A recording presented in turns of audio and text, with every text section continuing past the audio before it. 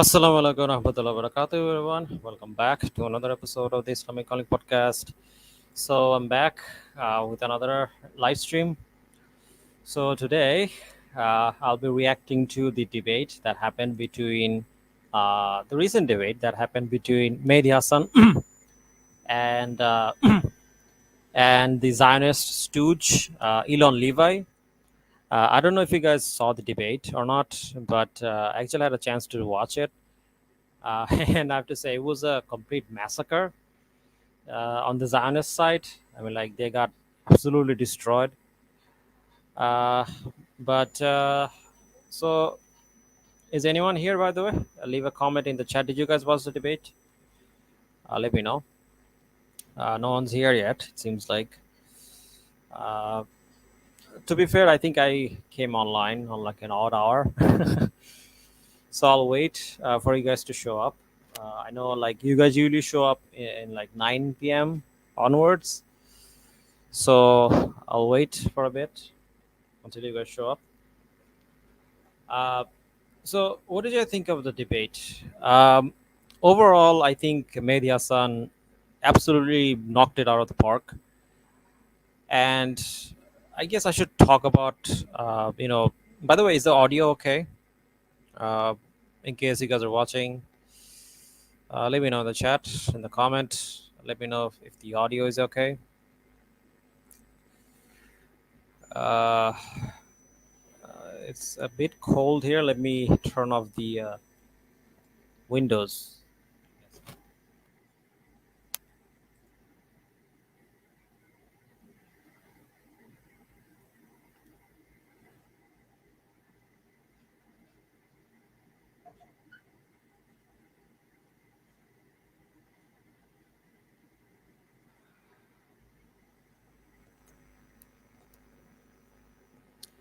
All right, I'm back. Uh, so how have you guys been? No one's here yet, so I guess I'll wait. But before we wait, let me play the intro, and then we can get started, inshallah. I think we can play the intro from here, I guess. Intro video. Uh, dive deeper.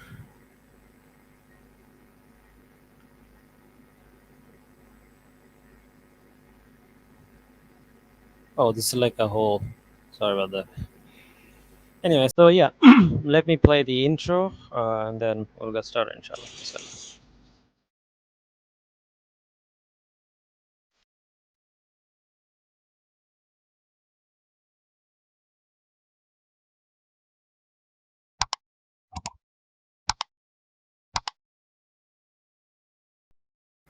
You know what's funny? I actually got copyrighted for like using the intro music, but I just realized the intro music is just basically like sounds of birds. Like nowadays, even bird sounds are like copyrighted. It's insane. But anyway, so yeah, it seems like no one's here yet. So I guess I should talk about why I haven't made any videos on Palestine or on the issue of Palestine. The simple answer is that, to be honest, everything that's been happening in Gaza has been kind of overwhelming for me, and to be honest, it's very hard to talk about sometimes, and also because it hurts when you talk about it.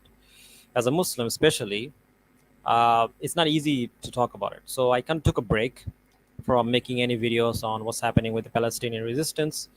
A lot more people died in the meantime, and it's very hurtful. And you cannot always kind of like cover it, but I do realize that it is something that needs to be covered. Like, it's not something you can just ignore. But so yeah, I just had to start making anti-Zionist videos again. But yeah, anyone's watching? By the way, guys, leave a comment if you're watching. Say salam. No one's here yet. If no one's here by 5 minutes, I'm gonna turn off and go home. Uh, so yeah, regarding the debate, it's just something that came to me. I was like watching something else, and at one point, I think people started, some of the apologists and duats started talking about this, you know, this debate that happened, and supposedly Mehdi Hasan did really well. So I wanted to check it out, and after I saw it, it was like a complete massacre. Like Mehdi Hasan absolutely wiped the floor with a Zionist. So in case you guys don't know, Levi, I think his name is Elon Levy. He used to be a spokesperson for the Israeli government. I believe even a few years ago, he was a spokesperson for the Israeli media. But the but the funny thing is that I think he made some huge blunders when he was the media head, or the spokesperson. That's why I think they fired him, and now he's here to debate Mehdi Hasan. But it's just kind of like funny.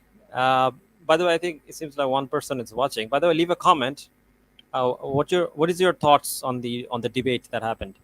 Oh, the person left. Maybe it's an IDF member. Anyway, so yeah, I guess I'll uh, wait at least 10 minutes till people show up, because none of you are here. I'm not gonna start the show like that. Just wait until 10 minutes. If you guys don't show up, then gonna go ahead anyway. You can catch up later. So yeah, yeah. As I was saying, I mean, like the debate was just like absolute slaughter, and you guys will see what I'm talking about. Basically, so throughout the whole debate, uh, Elon Levi basically just talked about the usual kind of like warmongering tactics. And of course, there's been some recent developments regarding the Israel-Palestine conflict. Lebanon has been attacked by Israel. Recently, there was a very weird attack that was done by Israel. Basically, Israel used some of the pagers that was used by Hezbollah and made them explode. Basically, put like explosives on them and just exploded them. It was like basically a terrorist attack. It was basically a terrorist attack, and the whole Western media is like, oh, what an amazing attack. What an amazing terrorist attack. Like it's just like the biasness of the Western media is baffling here, because like if it happened in any other country, if it happened in a Western country, they would definitely call it terrorism. But because it's happening in Lebanon, all of a sudden it's not terrorism. It's baffling to me. So yeah, there were these pager attacks, and since after that pager attack happened, something really major took place, which is that Nasrullah, who is the head of Hezbollah, has been assassinated by Israel. And this is a shocking turn of event, because if you guys don't know, Nasrullah has actually been fighting Israel for a very long period of time. I believe he's fighting them since the 90s. And so, and he has even been able to defeat them. I think he's one of the few Arab leaders that was actually able to defeat Israelis and kick them out of Lebanon. So him getting killed is actually a very massive setback for the Palestinian movement and Palestinian resistance. Now, do I like Nasrullah or Hezbollah? No, I do not like Hezbollah at all. As a matter of fact, I don't even support them. That's because Hezbollah has been involved in terrible uh, attacks against Sunni Muslims in Syria. They have been allied. They have allied themselves with Bashar al-Assad, and together they have bombed countless areas in Syria. And so I feel like this is something that needs to be talked about. So maybe I can talk about it a little bit. Let me show you guys some charts so you guys understand what I'm talking about. So if you go to Google and type Hezbollah involvement, um, Syria. Yeah, so there's this article regarding this. This is basically all the wars that Hezbollah took part in during the civil war in Syria. Let me show you guys this. Here is this one. I know it's on Wikipedia, but like it's basic information. So as you guys can see, let me make it a bit bigger here. Actually, you know what? Let me give me a second. Yeah, I think that's better. Yeah. So as you guys can see in this chart, these are all the attacks that Hezbollah and the Syrian government has been involved in, and all of this attack got hundreds and hundreds of civilians killed, hundreds, if not thousands. This is a lot of people died. A lot of people died, and I'm not talking about like ISIS and whatnot. I'm talking about a lot of civilians. Like for this siege of Homs itself, saw like 100 people killed, and because of things like this, a lot of Sunni Muslims are actually very pissed off at Hezbollah. For example, I believe it's got if you,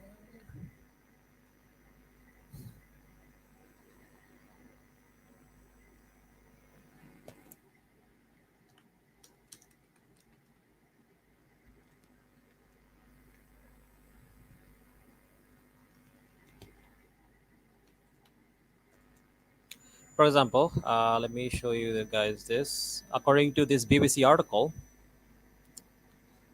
uh, nearly 100 people were killed in just this one attack. Let me share this. Here we go. Yeah, this happened in, I believe, 2011. Uh, the BBC article, it says Homs military attacks continue, says activist.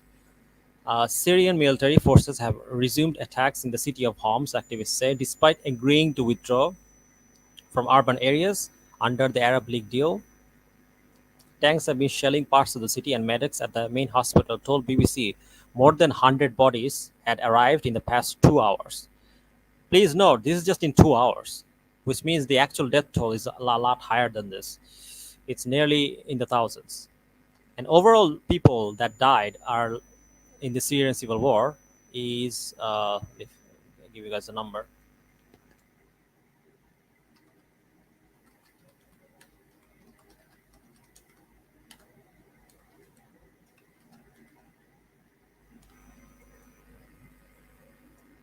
Yeah, according to Relief Web, nearly 200,000 innocent people were killed during the Syrian civil war. So when I say that I don't like Hezbollah, it's because of things like this. Oh, hold on, let me show you guys the article.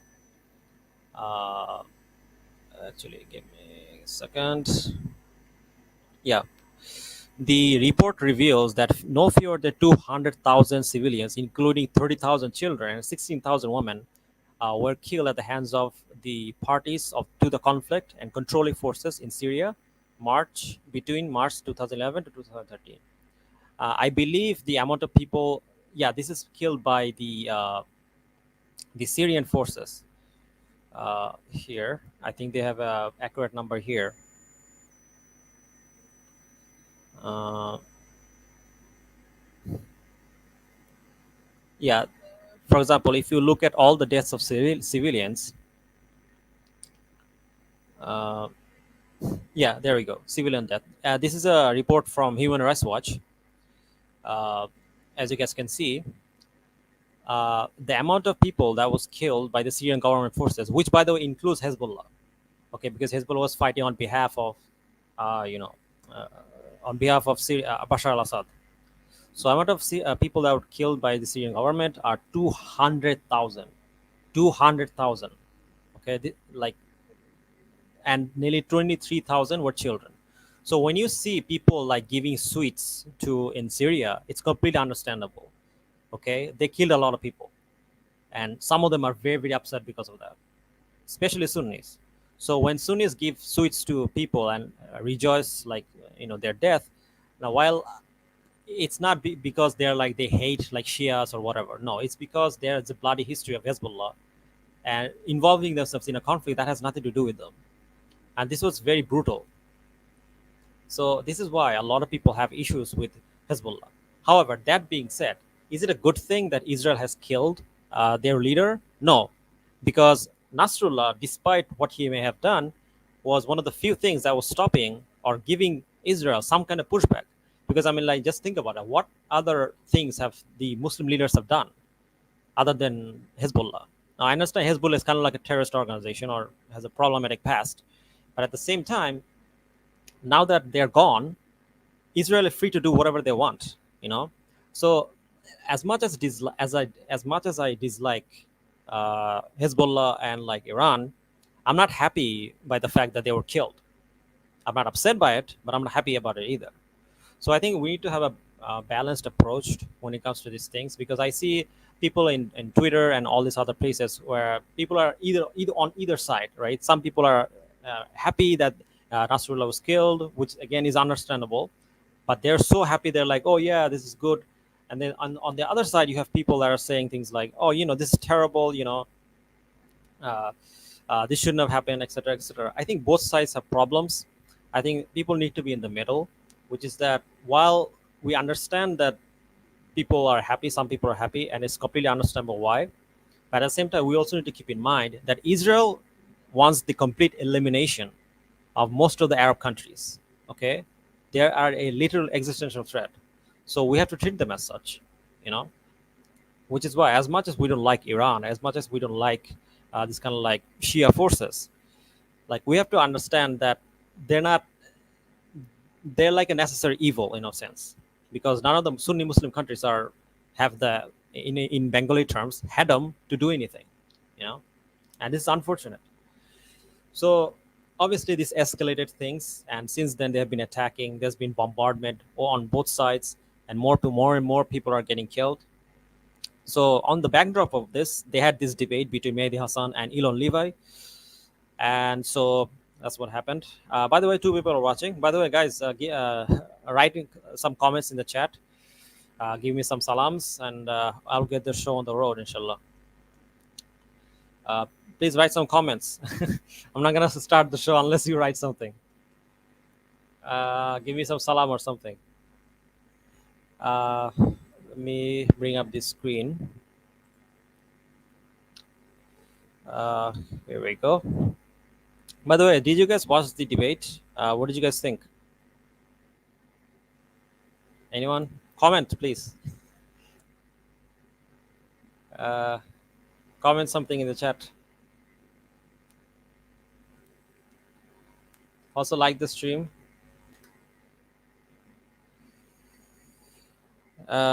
So yeah, but I guess I should get started since you guys are not saying anything.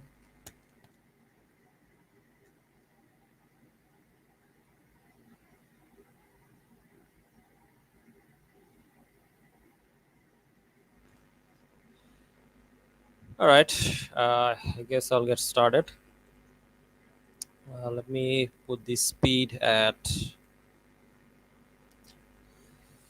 I guess we could put it at 1.5. It's not that long, the debate. I think it's like an hour long or something, but regardless, let's continue. Inshallah. All right, let's get started, inshallah. Bismillah. Whew. Good evening, everybody. I am so sorry about the late start. A few minutes ago, I was trying to place a pizza order for 500 people to hand out to you, and the folks who are still out on the sidewalk who are processing is allowed and in competition with each other under the same roof. But that is the essence of debate, and that is the value that we promote at Open to Debate. And so it is an honor to be here at New York's Venerable Adler Hall, a crown jewel of the New York Society for Ethical Culture, where we cannot and we will not. By the way, guys, please note that this debate happened in New York.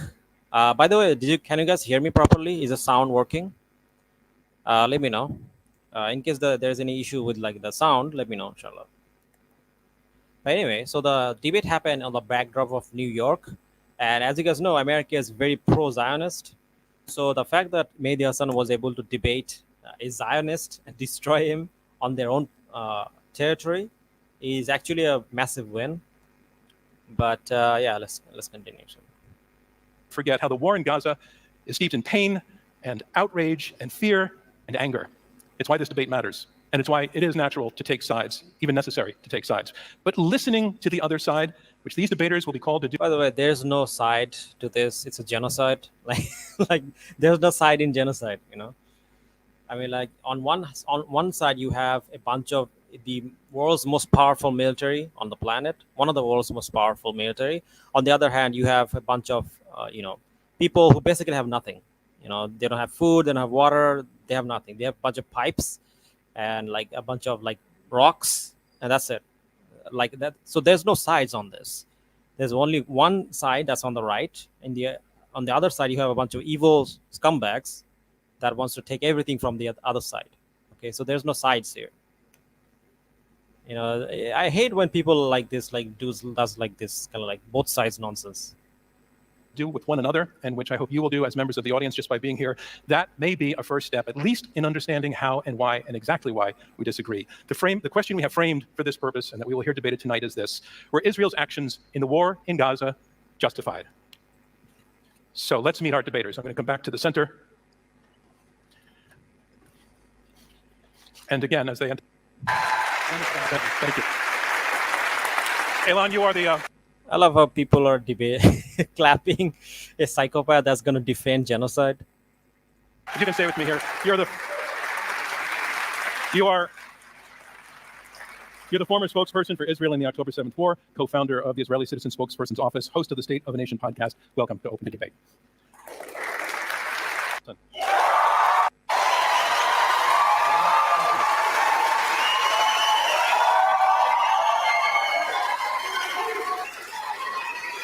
Mehdi, you are founder, editor-in-chief. Let's get started with the October 7th. Right, the first sentence. October 7th, the world started with October 7th. Hamas perpetrated an act of genocide against the people of Israel. It's acts of genocide. Oh boy, we're starting off with the doozy. So yeah, I don't know, like this kind of like Israeli Zionist, I don't know if they actually believe their lies or not, but the fact that they're like he starts off the debate by saying that, there's a genocide on October 7th and nothing happened before that. Like the world started spinning on October 7th. There was nothing before that. Like it's like the Big Bang. So I don't know, man. These people are so ridiculous. Like it's sad, honestly. Like the world didn't start on October 7th. There are history before that. Nearly 200, 300, and thousands of Palestinians were killed before that. So like completely ignoring all this and just start acting like the whole world started evolving on October 7th is completely intellectual dishonesty. But let's continue. Death squads invaded with a clear mission: to massacre as many people as they could, as sadistically as they could, and to... That's a complete lie. There's no evidence of this. There's no evidence that shows that they only wanted to hurt civilians. Again, like he's framing this because he has to frame this, because he has to, propagate this propaganda and show people that, the Hamas is evil. He has to convince people of this. So he has to say all kinds of nonsense. They're this death brigade and this and that. But the Israelis, they're a bunch of saints, and the world started on October 7th. Like that's their world. To take survivors as hostages. Hamas had a strategy to lure Israel into an urban war and generate enough suffering that the world would pressure Israel. What is wrong with these people? That's what Hamas was doing, right? I mean, like they were like, it's like that meme that you see where basically there's this guy who was shooting this other guy, and then after he shot him, he's like, who killed him? Like, how could he kill him? How could he kill himself? That's amazing. I mean, like the thing is that's basically what's happening. They're basically shooting someone, and they're saying that, why did he kill himself? I mean, if he wasn't such an asshole, I wouldn't have shot him. It's totally his fault. Like this is like blaming the victim on steroids. It's just baffling. To leave Hamas alone to do it again and again. Hamas slaughtered 1,200 people on that day at a music festival and in their beds. They cremated little children alive. Completely bogus bullshit. But of course, they're used to lying. Like, there's no evidence for any of this, and he knows that full well. He knows that Mehdi Hasan knows this, but he's simply saying this to have some kind of a rhetoric or emotional response from Israelis, because that is who is aimed at. Like, he's not trying to win over people who are on the other side, right? He's just simply trying to convince his flock to say that, hey, look, it was Hamas in October 7, blah, blah, blah, all these like buzzwords to brainwash Israelis because they're already brainwashed, right? So he just wants to keep them brainwashed, right? So he has to repeat these things, oh, October 7, Hamas, October 7, Hamas, hummus, you know, we love hummus. And so this is the kind of tactic that they use. They constantly use these fear mongering tactics, and their whole goal is to simply brainwash Israelis, and that's it. They're not really there to actually make some kind of compelling intellectual argument for their cause. They're just here to brainwash or convince their own flock.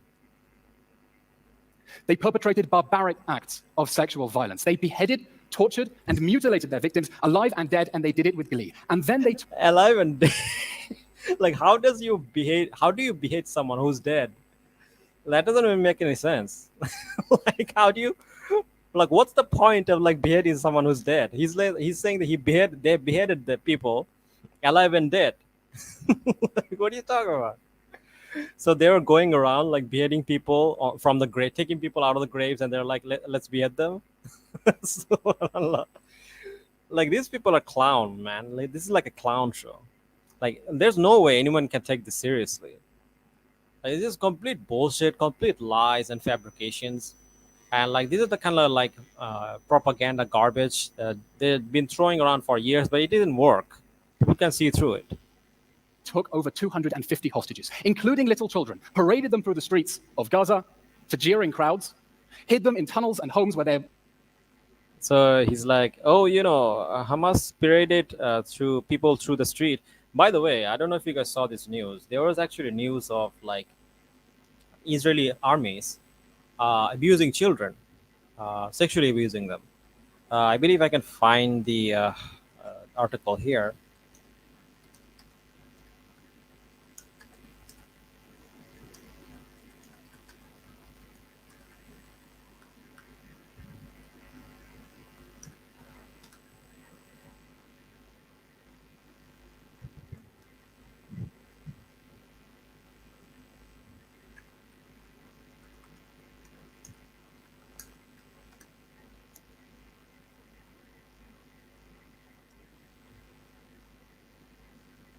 Yeah, Save the Children. There's actually an article on Save the Children. Let me share the article with you guys so you guys know what I'm talking about. Uh, Here, this is an article on Save the Children. Stripped, beaten, blindfolded. New research reveals ongoing violence and abuse of Palestinian children detained by Israeli military. So let's read some of it. Let me bookmark this. Yeah. Save the Children have issued a report on Palestinian children in Israeli military detention. Ramallah, 10 July. Palestinian children in the Israeli military detention system face physical and emotional abuse, with 4 out of 5, 86% of them being beaten, 69% strip searched. According to new research by Save the Children, nearly 42% are injured at the point of arrest, including gunshot wound and broken bones. Some report violence of sexual nature, and some are transferred to court or between detention centers in small cages. Small cages, that they're literally taking children in small cages, like the most moral army in the world. The children rights organization said. Now, new research comes as the UN Special Rapporteur on the situation of human rights in Palestinian territories occupied since 1967 presents evidence today to the Human Rights Council of Palestinian children in detention.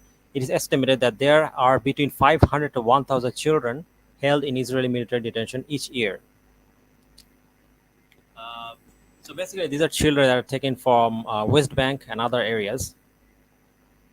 And there have been many cases of sexual violence. Let me just.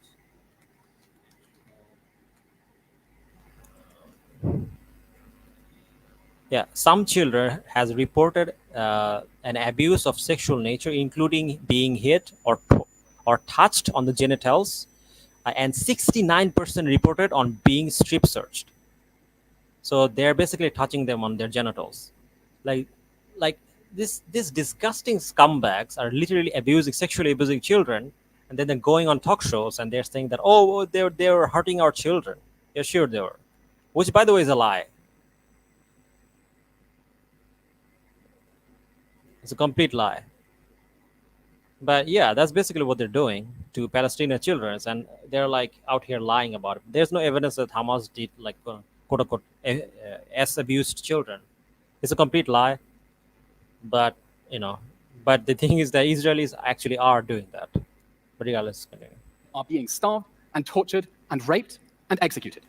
It was the deadliest terror attack in world history after 9/11, the bloodiest massacre of Jews since the Holocaust, and the opening shot of the Iranian regime's regional Holocaust. Like how many people died at the Holocaust? Like 200,000.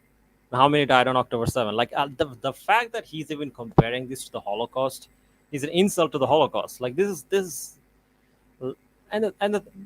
is why no one takes these people seriously. This is a joke. This is a sheer joke. war against Israel on 7 fronts. At this point, Israel faced a choice, as Hamas immediately threatened to do it again and again until Israel was destroyed. To do nothing, or to do something. Both would have consequences. Doing nothing meant letting Hamas get away with Yeah, here he's basically strawmanning the opposition. Like the opposition never said that, when Hamas attacked, that there should be no response, right? Because the thing is that Hamas didn't attack out of the blue. Like they attacked because they were attacked first. Like they've been attacking them for like years. And these people here out here are acting as if like, oh, they attacked us first, or whatever. But regardless, let's continue. with October 7th, leave it free to do it again and again, only this time with thousands of dangerous terrorists released from jail and with its popularity skyrocketing. That's not Also, like, I wonder why are they attacking you? He gives no context. Like, gee, I wonder why these people are attacking them. What could be the reason? Surely, they're just sitting around, right? Like, they're not doing nothing and they're just attacking you. Obviously, they're attacking them because they've been constantly under attack. They're taking over their territories. They're under illegal occupation. So, of course, they're going to attack you. Like when you forcefully take other people's land, abuse them in their own land, kick them out of their own land, of course, they're going to fight back. Like, what do you expect to in that situation to happen? Like if you actually didn't want this to happen, you wouldn't have taken over their land. You wouldn't have beat them. You wouldn't have abused them. You wouldn't have bombed them. Like, the amount of violence and massacre that they have perpetrated against the Palestinian is just, it's unheard of. I mean, the constant starvation. Like I think there are even cases where people are literally eating grass in Gaza right now because they have nothing to eat. And then these people are coming here and saying like, oh, we had no choice but to starve them to death. We had no choice but to starve them to death, guys. What a joker. not an option. Doing something meant targeting Hamas's terrorists in accordance with international law in order to dismantle their ability to wage war and live out that threat to do it. No, the right thing would be to do is to stop the occupation. Stop the occupation. That would be the right thing to do. Stop the occupation and then deal with Hamas. Tell them, look, you have clearly committed a crime against our civilians. Hand over these people, and then we'll let go of all the prisoners you have and whatever, right? Make a deal. But of course, you're not interested in that because you've been attacking them constantly, nonstop, even before October 7. So you're not interested in peace. So you just want to keep bombing them. That's your goal. And here you're acting like they're sitting around, just drinking tea, watching I don't know, what do they watch in Israel? Some kind of Israeli soap opera, and watching, like, reading like Yuval Noah Harari's book on AI and all this, and they just attack. The Fire Nation attacked. Of course, that's not what happened. Like, you've been taking over their land, like you've occupied their land for like hundreds of years. So they're fighting back. You're occupying their land. You're kicking them out. What do you expect to happen? Again and again. That was the choice that Israel faced after October 7th. Also, Now- here he commits the black and white fallacy. So he's acting as if like these are the only two options, right? That Israel can either commit genocide or do nothing. Obviously, these are not the only two options. Israel could simply did not provoke Hamas, try to talk with Hamas, make a deal with Hamas before October 7, because before October 7, they killed nearly 300 Palestinians. They could have not done that. They could have stopped the occupation. They could have lived like a normal country. But they chose not to do that. So no matter how you look at it, Israel is fault on every level. It's their fault. It's their baby. And they knew that Hamas was going to react like this. So they've been provoking them, both Hamas and Hezbollah. They've been provoking them constantly. And they're not stupid. They know how they're going to react. So they provoke them, then they react, and then they commit genocide, and then they act like, oh, we had nothing to do with this. We're just peaceful people. We're just sitting here, drinking chai. Oh, got a first comment. Senator Selek says, Assalamu alaikum, walaikum salam, bro. How are you? Welcome to the stream. I'm reacting to this this debate. That was a complete disaster for the Zionist side, if I'm completely honest. So yeah, let's continue watching, inshallah. After October 7th, that campaign to bring Hamas down and bring the hostages home was the only moral response. Hamas exists for the sake of war, and for the sake of peace, it must go. Let me explain Israel. Yeah, let's talk about the bringing back the hostages, because they keep spinning this narrative, right? At first, they said, oh, we just want to bring the hostages back. That's why we're committing the genocide, But the thing is that, and this is actually what's funny, is that there's a news channel on Israel. And on that news channel, there's a family member of one of the Israelis that were kidnapped, and these family members were actually saying that the amount of people that were rescued by like Israeli invasion is like this, right? And then amount of people that was rescued by making peace negotiation with Hamas is like hundreds, right? So the idea that somehow you're gonna bomb them to death, and that's gonna release more more of your prisoners is insane. No, you're killing your hostages. You don't care about your hostages. If you actually cared about your hostages, you would talk to Hamas. You would make deals. But you're not gonna do that because you're not interested in actually making peace.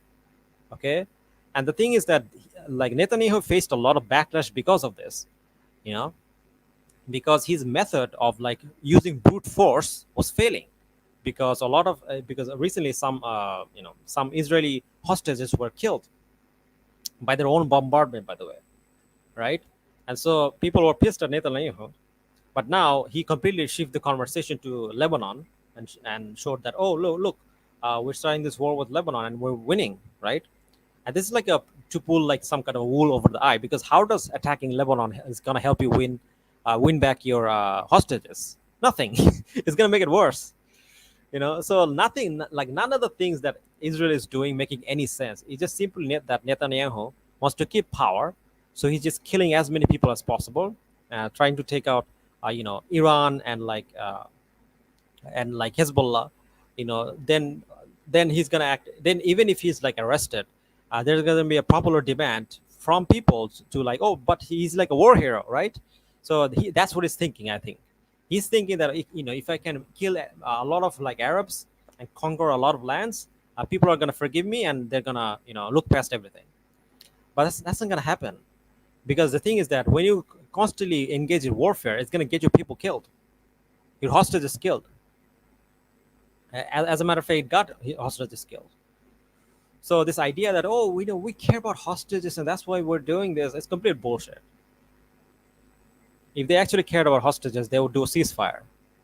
But they're not, because they don't care about hostages. They want to kill as many. They want ethnic cleansing and genocide. That's their goal. Brother Senator Selek says, Israel is a fierce rogue state. It is now waging with two states. Yeah, I mean, like Israel has basically become a rogue state or a terrorist state, if I should say that. Basically, they're just doing whatever they want. I mean, even they're not even listening to America, and this is actually bothering Americans a lot, because they're supposed to be there like bulldog, right? But they're not even listening to them. They've gone completely out of control. And so, yeah. Either way, let's continue. Israel's strategy. Israel's strategy is to get civilians out of harm's way so that it can target Hamas's terrorist infrastructure under their feet. Hamas Get civilians out of the harm's way. Again, this is complete bullshit because they're bombing people on refugee camps. Refugee camps. So here, let me show you guys. Uh,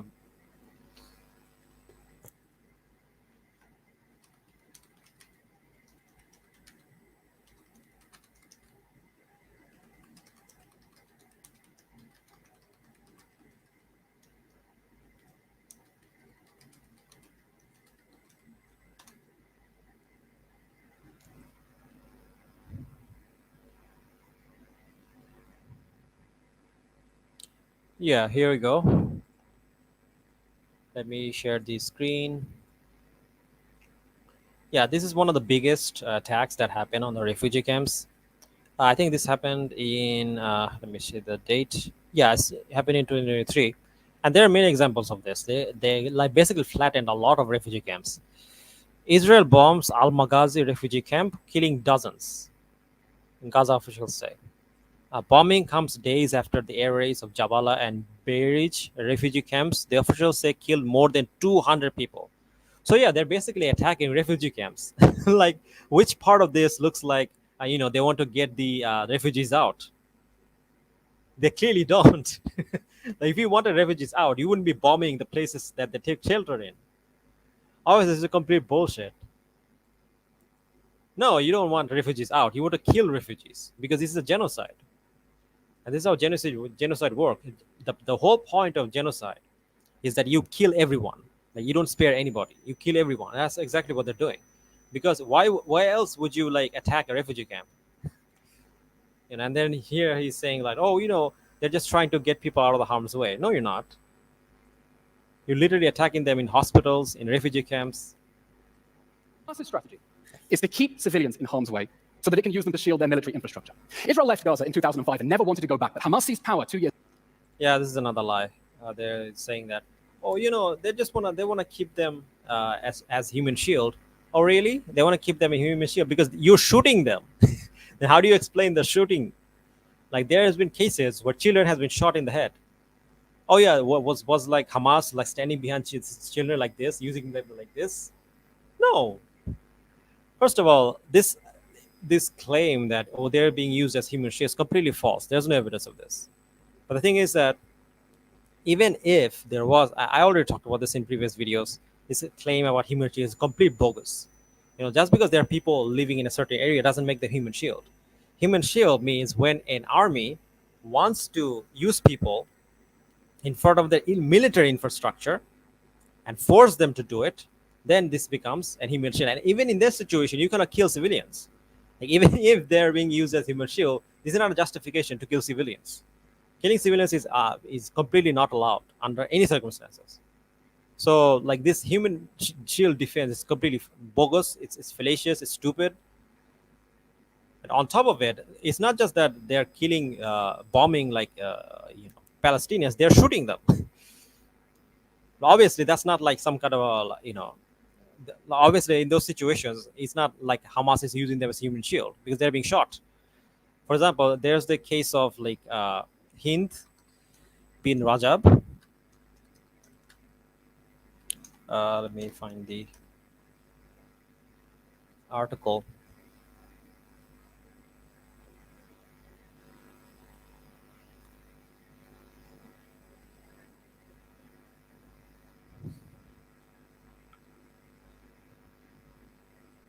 Yeah, here we go. Give me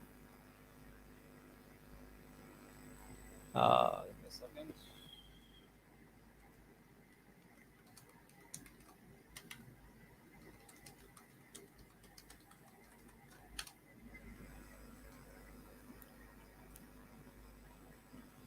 Yeah, let me share this article with you guys. Like, everything he says, you can just debunk it just with like 2 minutes research. Here in this Al Jazeera article, let me bookmark this. Oh, that's actually an interesting article. Let me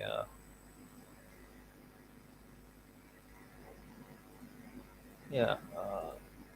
So basically, the article says Hind Rajab, where Israeli troops around where the 6-year-old was killed. Al Jazeera has analyzed the final hours of the 6-year-old who begged to be rescued as Israeli tanks closed in on her. So basically, what happened is that she was asking for help. I think her family members were shot, and she was basically begging. You can hear the audio, and she was shot by Israeli forces because there was no one around other than Israelis. An Al Jazeera investigation has shown that 3 Israeli tanks around the car where 6-year-old girl was killed after hours of pleading for help.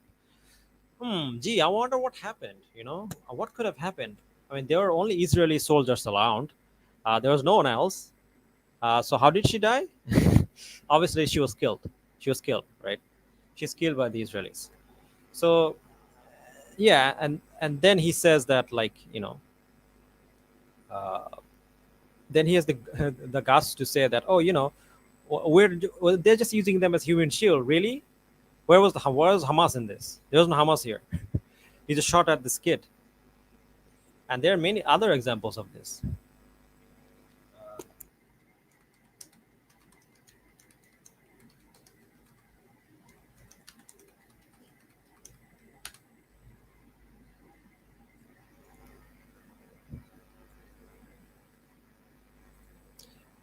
Here, for example, in this article, let me share this. In this article in Guardian, which, by the way, I think is kind of a conservative uh, article. I think it's more than 5 months old. Not a normal war, doctors say. Children have been targeted by Israeli snipers in Gaza. IDF says it completely rejects charges that its soldiers deliberately fired out of any thousands of civilians killed in Israeli offensive.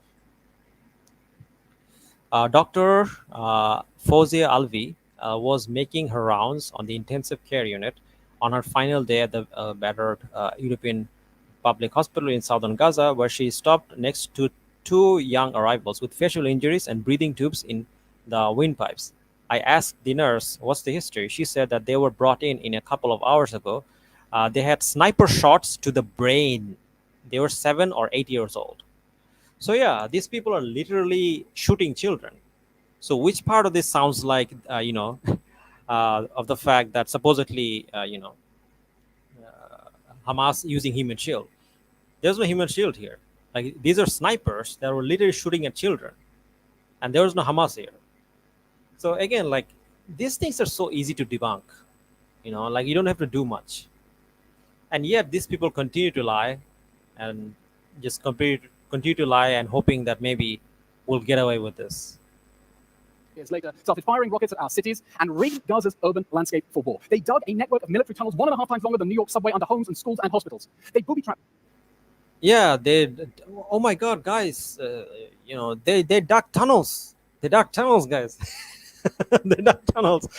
Why are they digging tunnels and trying to save themselves? Why can't they just get normally bombed? All we want to do is just bomb them, but they're just digging tunnels. like, like, gee, I wonder why they could have done that. It's not like you're bombing them, right? Subhanallah, man. These people are so stupid. Of course, they're digging tunnels because you're bombing them. You're constantly bombing them. There's been more bombing campaigns in Gaza than anywhere in the rest of the world, especially in the most recent campaigns. So the idea that, oh, they're digging tunnels is somehow some kind of evil thing. So I don't know, man. Yeah, that's because you're occupying them. You're constantly killing them. So they're digging tunnels to save themselves. To fight back. Like, that's not a crime. Tens of thousands of buildings. They started firing rockets at our homes and our towns from inside their schools and their hospitals. In response, Israel's actions are to target. Yeah, they're bombing us, guys, for no reason. We didn't do anything. We're just sitting there and, like, eating hummus. We didn't do anything. Hamas's terrorists, and to take unprecedented efforts to keep their civilians safe from their own leader's sick strategy to sacrifice them on the altar of jihad. That's why it keeps repeatedly urging them to get out of harm's way from Hamas strongholds and flooding the air. Yeah. It's their sick leaders, guys. They're the ones who's forcing us to bomb them. So, I mean, like, it's funny, kind of like, how these people's mind work. These people are complete psychopaths. You know, they're literally like going around stabbing people, and they're saying that, oh, you know, if this guy wasn't so annoying, I wouldn't have stabbed him. That's literally their defense. Like, oh, we wouldn't have bombed them if they were more nice to us. You know, can you imagine like getting these people in front of a court, like an actual court, and then giving this as a defense? Oh, we bombed them because, like, you know, they were not nice people. They were not. Their leaders were not.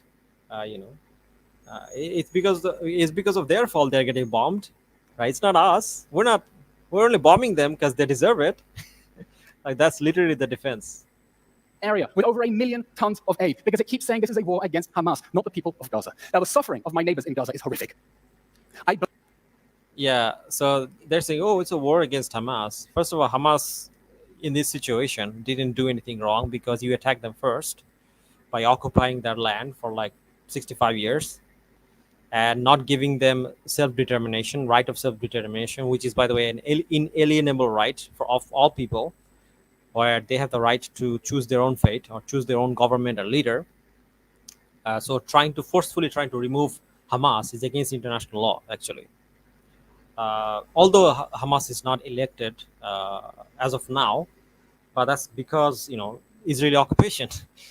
If there were to be an election, we don't know if Hamas would win or not. But the fact that they're saying that, oh, we're just trying to remove Hamas. No, if you wanted to remove Hamas, you would have made negotiations so there could be normal democratic process. But you're not doing that because you don't want to remove Hamas. You remove all of Palestinians. And committing genocide is not how you remove Hamas, because the thing is that they're clearly capable of only taking out the leaders. And we see this happening, right? They were able to kill out Nasrullah, which is, by the way, very difficult. They were able to do this kind of targeted killing, but then they're acting as if like somehow they can't take out Hamas leadership that way. They have to kill all of them, all Palestinians. That's a complete lie. Obviously, they want to kill all of them. And they have said so, as Netanyahu said, remember what Amalek has done to you, which is a clear indication of genocide. But yeah, this has nothing to do with Hamas. You just want to kill them. Blame their psychopath leaders for launching this war, fighting it inside civilian areas, and refusing to release the hostages and surrender. Yeah, guys, they continue to fight us, guys. All we want to do is just like commit genocide. Why can't they just die in peace? And these people are clapping. So, I mean, can you imagine like these people are so psychotic? Like, this is a clear case of genocide, and their response is, oh, why can't they just die in peace? Instead, they're just firing rockets when we're killing them. Yeah, I wonder what else they could do. Now, tonight's debate is about whether Israel's actions in the war in Gaza are justified. In a context in which I hope we can all agree, none of the enemy's actions are justified. Because we are fighting a jihadist army that has as much respect for humanity and law as Mehdi Hasan has for the truth. Mehdi may say, I condemn Hamas's acts on October 7th, but he will... Yeah, this is ad hominem, by the way. It has nothing to do with the debate topic. He's attacking Mehdi's characters, which is not related to the topic. It's a fallacy. Will not condemn its strategy because he is part of its strategy. Hamas is counting on its defense attorney to shield it from the consequences of the war that it started and deflect blame onto Israel so it can do October 7th again, maybe because they share a goal that Israel shouldn't exist. Mehdi Hasan will say tonight that October 7th does not justify Israel's action. Yeah, Israel shouldn't exist, but it's not because of Hamas. Israel shouldn't exist because, it's an illegal state. It has no right to exist. I mean, like, you took land by force because you're under illegal occupation. You're putting people under illegal occupation. Right? That's why it doesn't have a right to exist, at least in the borders that you're occupying it, right? And on top of it, it doesn't have a right to exist, if you want to talk in a more general or broader term, is because it's an ethno-state, it's an apartheid state, and no apartheid state should exist. Apartheid states in modern century should not exist. So in case you guys don't know, again, like I need to reiterate, apartheid is basically a kind of system where you have different laws for different people based on race. In Israel, Jewish people gets more benefit than non-Jewish people. And if you're a non-Jewish person, you can be anywhere from Earth and you can be a citizen of Israel. But if you're non-Jewish, that's not going to happen unless the Jews allow it, right? So, here there is a clear distinction, and if you're Palestinian, you definitely cannot be a citizen. You know, brother Samuel says Zionists always keep sure to insult and people who disagree with them. Yeah, exactly. I mean, like, this is one of their bread and butters. Like, when they cannot win, I mean, like, the thing is that this is all they know. Like, they only know brute force. They're not very smart, if being completely honest. They cannot argue. They cannot debate. All they know is how to bomb innocent people. That's what they're good at. But let's continue. In this horrible war. My question then is this. Elon, I'm sorry, your time is up. What does October I'm sorry, your time is up. Thank you. Mehdi?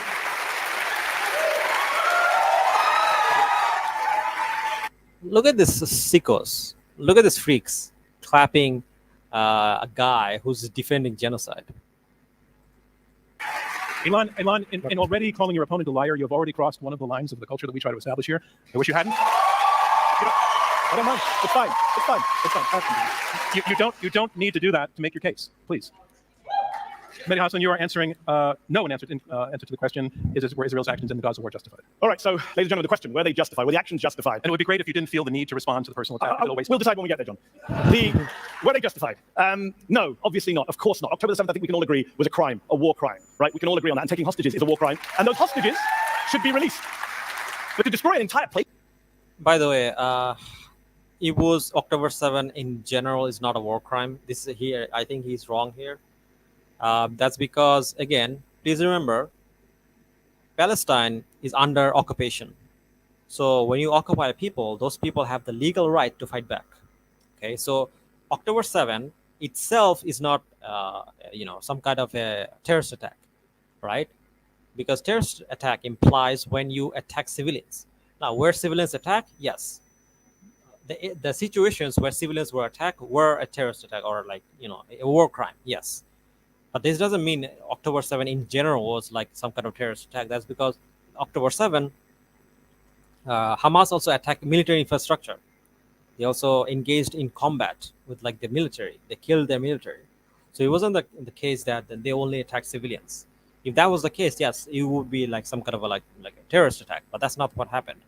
What happened is that Hamas killed both the military and civilians. But even then, things can get murky because a lot of the civilians that were killed are basically part of the Israeli military. They're part of IDF because everyone has to serve in the IDF. Of course, this doesn't justify killing unarmed people, but still, this argument of they're on October 7, they were only killing civilians. That's false. No, they were attacking armed forces, and then some civilians were also killed, which is also, of course, wrong. But that doesn't mean that October 7 in general was some kind of illegal thing. It wasn't. Armed resistance against your occupiers is legally allowed under international law. However, of course, what is not allowed is killing civilians. And if you want to talk about killing civilians, Israel has killed a lot more civilians than the Hamas resistance fighters did. So if you want to look at that equation, the only terrorist in this situation is Israel. So, yeah, let's continue. Place an entire people in response is never justified. Never justified. How are we still... I don't understand how we're debating this more than 40,000... So I think this is the only situation where I will actually disagree with Mehdi Hasan, because I think it's important to clarify this whole thing about October 7, which is that an occupied people have the legal right to fight back. And I feel like a lot of the time this kind of debates happen, they don't mention this. And it's a problem because then people think Palestinians have no right whatsoever, as if they have no right to fight back or bear arms, which is not true. Because not all Palestinians are terrorists. They literally have a legal right to fight back. They're not engaging in terrorism; they're just defending their land. So if you have a situation where a bunch of Hamas fighters or a bunch of Islamic jihad fighters are attacking Israeli military, that is allowed under international law. Right. However, if they have a situation where they're killing unarmed people, then yes, of course, that's a crime. But if they're attacking or engaging in warfare with their military, then that's not illegal in any way, or nor is that like a terrorist attack. But regardless, let's continue. 1,000 deaths later. I don't understand how we're still debating this sitting in the comfort of New York, 7,000 miles away from a place that the UN Secretary General has called hell on earth. Justified? Justified? Was Israel justified in carrying out one of the most intense civilian punishment campaigns in history, according to Dr. Robert Pape at the University of Chicago, dropping 500-pound bombs, 1,000-pound bombs, 2,000-pound bombs on schools, hospitals, universities, bookstores, libraries, mosques, churches, refugee camps, apartment buildings, cemeteries? Yeah, I mean, like, brother Miaz Noor said, Assalamu alaikum. Welcome, sir, bro. How are you? Welcome to the stream. I reacted to the debate that happened between Mehdi Hasan and the Zionist. Every single Zionist versus pro-Palestinian debate can yet be described as emotion versus fact. Pro-Palestinian always provide evidence for their claims, while Zionists always make emotional speeches. Yeah, I know, right? It's like the thing is that on the Israel side, they don't have any kind of like logical justification for any of the things they're doing, and the whole world can see it. They can clearly see this country has been completely brainwashed. It's like Nazi, it's not Germany 2.1, so 2.2, right? Because if you look at like no one can defend like Nazi Germany. Same thing with like Israel. Like you can't possibly logically defend it. So all they have is like emotional rhetoric. That's the only thing you have. So, so it's not surprising that they don't have any logical arguments to back it. Cemeteries, destroying a higher percentage of buildings in northern Gaza than the Allies destroyed in Dresden. Actually, I wanted to mention something, which is that I watched a documentary or a news somewhere, where basically they showed that in Palestine, they actually bombed a school, and a lot of children got killed, and some of them were killed so badly that their whole bodies were like ripped into pieces. This is a very disgusting situation. And the parents of the children were actually looking for the dead bodies, and they couldn't identify them because their bodies were in pieces. And so what some of the people, what they did is that they basically weighed how much the children would have weighed. They gathered some of the pieces, and they weighed the meat, and then they distributed it among the people to bury them. And I don't know, honestly, when you sound like that, it sounds kind of like a nightmare. And I don't know if that's actually happened or not, but if it actually did, Israel is like the epitome of evil. Like it's an evil country. Their army is evil, absolutely evil. It's an act of evil. Okay, so don't think for 1 second this country has any legitimacy to say anything, or any moral authority to say anything, because the kind of crimes they're committing against the Palestinian people is unforgivable. It's unforgivable. So don't forgive these people for 1 second. Don't think like this is some kind of rational, civilized country. It's not. This is a barbaric country that is unleashing hell upon earth against a bunch of innocent people. And the West is looking onward, and they're cheering it on. That is what's happening. There's no justification for any of this. Although I'm reacting to this mostly because these people are jokers, but don't let any of these people fool you into thinking somehow Israel has some legitimacy as to quote unquote defend themselves. None of this is defending themselves. So the amount of crimes, I'm saying this because I think Mehdi Hasan has not had the ability to give examples of some of the worst cases that they did. Things like sexually abusing children, things like bombing children to such an extent that they're literally blown into pieces. Like these things are, I know, when I talk about this, these things are very hard to hear. This is why I actually did not make videos on like Israel-Palestine issue for a while. But it's the truth. What's happening is absolutely barbaric, disgusting, and no sane person can be on the side of the Israelis. But regardless, let's continue. During World War II, reducing Gaza to 42 million tons of rubble while they got people out of the way? How is that justified? Dropping a bomb, for example, on a 6-story apartment building in central Gaza last October, killing more than 100 people inside, including more than 50 children, with no Hamas target inside, according to Human Rights Watch, with no explanation offered by the Israeli military. Even till today, was that justified, Elon? Was Israel justified in telling people to go to safe zones and then bombing them and killing them in those safe zones? According to NBC, there were 7 deadly airstrikes between January and April in areas that the Israeli military had specifically designated as safe zone, killing Palestinian civilians like Sabrine Sakani, who was 30 weeks pregnant at the time. She was killed in a safe zone in April. Her little baby, newborn baby, died less than a week later. Was that justified too, Elon? Was Israel justified in killing killing a record number of kids in Gaza, 16,000 children, turning Gaza into what the UN has called a graveyard for children, according to Save the Children, killing more kids in the first 3 weeks that were killed globally in each of the past 4 years, killing little kids like 6-year-old Hind Rajab and her 15-year-old sister Leanne, firing 335 bullets into the car they were in. 335 bullets. And then killing the 2 paramedics. Can you imagine like firing 300 bullets to kill a child? Like, it's just like, this is why I actually sometimes don't want to cover like this, because it gets very upsetting. And because if you look at the atrocities and the fact that they even try to justify it, it's just amazing. But anyway, so this is the article I think I was talking about. Let me bookmark this. Sorry, not this. I want to show this because it's really heartbreaking. So Israel bombs another UN-run school in Gaza, kills 18 Palestinians. 6 UN staff among the 18 killed as Israel attack an Al-Juni school for the 5th time since October. This happened in 2024.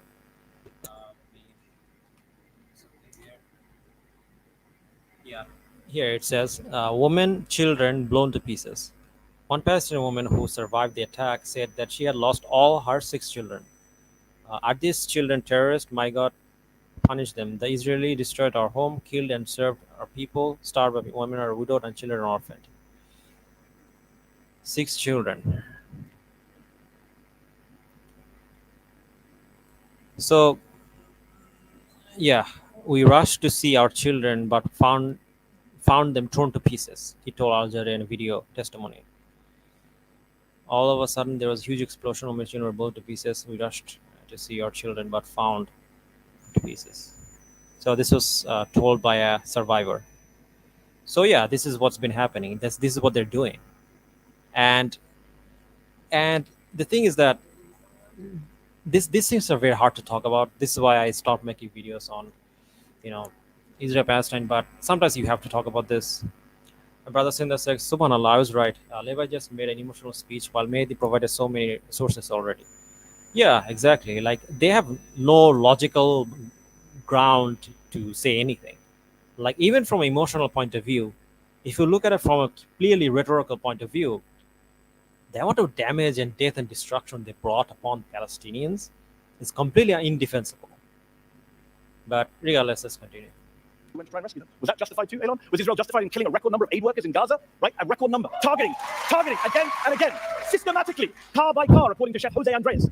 A explicitly marked World Central Kitchen aid convoy killing 7 aid workers in the process. Was that justified? Was Israel justified in starving the people of Gaza using food and water as a weapon of war, to quote both the EU and Oxfam? Was Israel justified in blocking aid trucks from going into Gaza simply because they carry things like crutches, nail clippers, and even chocolate croissants, according to the Washington Post? Was Israel justified in raping, sodomizing Palestinian detainees who were charged with no crimes whatsoever? Yeah, as I just showed, if you guys didn't see the earlier version of the stream earlier, if you go earlier, I actually show cases of where children have been sexually abused by Israelis, and it's actually happened. There are eyewitness testimony that said they have abused children. So putting hot rods up their rectums, amputating their limbs, according to CNN and the New York Times. Was that rape and torture justified, Elon? Israel, according to the ICC chief prosecutor, who put out a statement calling for the arrest of Elon's former boss, Benjamin Netanyahu, said that Israel may have military goals, legitimate goals, but the way they're carried out, killing innocent people, starving people, is criminal, he said. Criminal, think about that. Elon Levy is a former spokesperson for a man who the ICC chief prosecutor once arrested. By the way, please note, they don't have a military justification for this. The only military justification is that for them to stop the occupation and release all the hostages that that Israel kidnapped from Palestinian territories. I mean, if they stopped the occupation, none of this would have happened. So this all roads leads to occupation. Like if you're occupying people, they're gonna fight back, and sometimes that fight can get bloody. I mean, just think about it. Like they have literally put people in prison, children. Like they put children in prison for thousands of children in prison. And what do you think their parents are going to do? You think they're going to sit on their hands? Of course, they're going to demand justice. And sometimes they're going to get violent if you don't return their children. Right? So, like, their whole mentality is very sociopathic, psychopathic, to be honest. arrested for war crimes. Elon himself has produced a number of lies, sorry, Don, in service of those war crimes. He has a bunch of tweets still up tonight which say that babies were beheaded on October the 7th, babies were baked in ovens, babies were ripped from their mother's wombs. October 7th was bad enough, but Elon had to exaggerate it for atrocity purposes. Those tweets are still up. Why would you trust anything this man says to you tonight? Look, he's here. He's here.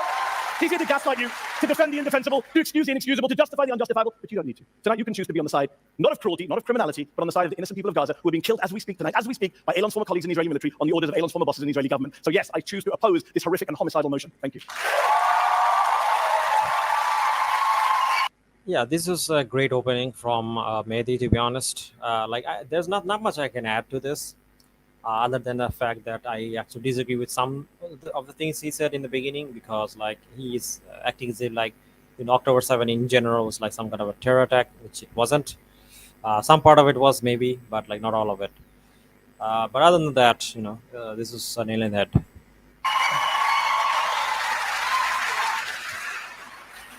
So we're going to have a discussion that's a little bit looser in format. But the first thing I want to say to each of you is, this mutual urination contest is not helping us understand the principles involved. All right, you think he tells untruths, you think he tells untruths. You don't need to keep hitting that point, I hope, to make your argument. And again, it's not what we're about. Elon, I heard you in your opening statement say that the only moral response was for Israel to try to take Hamas down and to get the hostages home. I heard your opponent say that the manner in which it's happening is just enormous overreach with enormous consequences for an enormous number of people that he would certainly say, and I think a number of others would agree, are innocent people. By the way, this has nothing to do with the manner of Israel killing people. This has to do with completely illegitimate war. Like, they had no reason to start this war in the first place. The whole thing happened because Israel decided to, attack Palestinians and kidnap people from their territories, which of course is going to lead to bad consequences. So no, they have no right to fight back other than, let go of the illegally occupied territories. But some of them, and that represents an unjustifiable response. What we're talking about, it seems like, is proportionality. And I want you to address the issue of proportionality. This has been calculated in a number of ways. People have said that, as you said, it was the worst terrorist attack since September 11, 2001. But others would say that the number of people killed on both sides is wildly out of bounds and therefore disproportionate. There's an issue to be discussed. Yeah, this is something I have an issue with. So basically, they're talking about proportionality. Proportionality has nothing to do with this. Israel is an apartheid state. It's a country where one race of people gets extra benefit compared to other races of people, right? It's not a normal country. So a country like that should not exist. Okay, now of course you could object to that in a non-violent way, but on top of it being an apartheid country, it is occupying other territories of other people, and then unleashing brutal violence on them, right? So when combined all of this, then Palestinians have a legal right to fight back. So that's not a crime. And this is a problem that I have with some of these debaters. They don't call this out. They act as if like Palestinians have no right to fight back, which is not true. Palestinians have every right to attack Israel. That's because they are an occupier. You cannot act as if Israel is some kind of saint that did nothing wrong. It's as if somehow it's like some kind of a normal country, which obviously it's not the case. Yeah, exactly. But regardless, let's continue.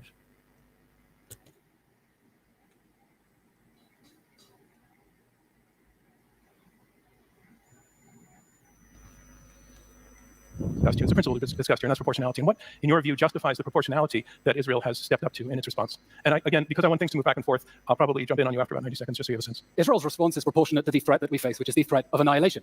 After perpetrating the savage atrocities of October 7, the first thing Hamas did was deny that it did them. The second thing that it did was to... By the way, this is, again, bullshit. It's literally, I won't say impossible, but it's almost not possible, for Palestinians to wipe out Israelis, even if they wanted to, even if they had some kind of crazy, amazing military power. It's just not possible because they're allies with a nuclear superpower like America. Even if I were to accept that somehow they don't have nuclear weapons, it's still ridiculous to act as if somehow Palestinians of all people are somehow an existential threat. No, it's impossible for them to take them out. Israel is so powerful. They have technologies that's leaps and bounds beyond any of the Arab lands or what they have. So like this idea that somehow like you know Iran is like some kind of like existential threat, or like any of these Arab countries are somehow some kind of like existential threat, is completely bullshit. Now, yes, of course, if you have a situation where Russia gets involved with Iran and allies with Iran, then yes, that could become an existential threat. Or China gets involved, because these are superpowers, right? But Iran and like all these other countries themselves do not pose a threat to Israel at all. You know, so this idea that somehow they're like existential threats is completely false. Basically, what's happening is that this really powerful military is just bullying these other Middle Eastern countries and killing them and butchering them because they can. Now the thing is that if this was like Russia, do you think they would be doing this? No, they're not stupid. They know that they cannot defeat a country like Russia or China. So of course they're not going to pick a fight with them, or even India for that matter, because these are superpowers. The reason they're unleashing so much brutal violence against them is because they can. Because Palestinians are not military capable like that, because they don't have a strong, kind of like capable military that can fight back in the proper way. Correct. This is not about proportionality. Israel is an apartheid state which has been committing war crimes for decades. It's just happening that this is their biggest war crime yet. Yeah, exactly. And now the thing is that you need to understand the reason why like Palestinian resistance is so impressive is because despite the fact that they don't have the strength or the military capability to defeat Israel, they're still fighting anyway. And that is the proper spirit of jihad, because like when it comes to jihad, it's not the case that somehow you're going to win the fight against a much stronger enemy. It's the fact that you have the courage to fight. You fight to please Allah subhanahu wa ta'ala, right? And the thing is that Palestinians have been wronged, and they have the legal right to fight back. And even though they, from all sides, it doesn't seem like they have a chance of winning, they're still fighting anyway. And that is incredibly brave.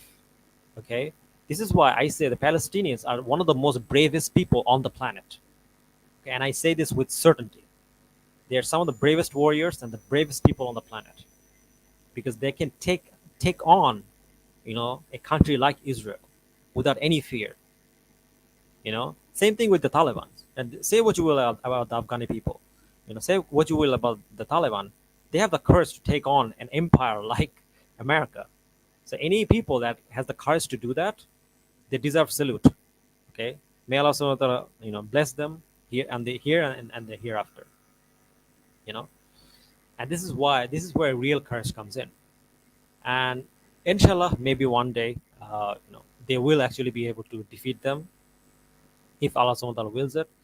Because we do have countries in Muslim countries that has the capability to take the fight to Israel, or countries like Israel. But those countries are not doing anything, sadly. And this is why we need a caliphate. But that's beside the point. Let's continue, inshallah. To threaten to do it again and again until Israel is destroyed. That is what is at stake. If this war ends with Hamas free, emboldened, and empowered to perpetrate more October 7th massacres, thinking that the world will keep saving it from the wars that it started. Now, proportionality is a term in international law. It doesn't mean that if they... Like, my guy, like, why you see whining about October 7? Like, he's still upset about October 7, something that happened a year ago. Like, you have killed like nearly 100,000 people. By the way, that's like the actual number. Like, the actual number that they put out is like, they say like, oh, like 40,000 people, 30,000 people. That's not the actual number. The actual number is actually a lot higher than this. So you killed so many people. So then why you keep whining about October 7? Like, as if like that has anything to do with anything. they kill 1,000 people, you kill 1,000 people and call it quits. It means that for each strike, the anticipated collateral damage, the damage to civilians, cannot be excessive to the anticipated military goal. And your argument is that that has been the principle Israel has observed. Every military expert who has observed Israel's military efforts, including just recently in the Times, the Deputy Supreme Commander of NATO, has said that Israel is fighting in the most complicated urban battlefield that the world has ever seen, and he's satisfied that its rules of engagement and standard procedures are at least as rigorous as the UK and other Western allies. In the rigorous warfare, you don't have a ratio of like nearly 40,000 innocent people killed. That just doesn't happen. For example, let's look at the ratio of civilian to combatant killed in Palestine.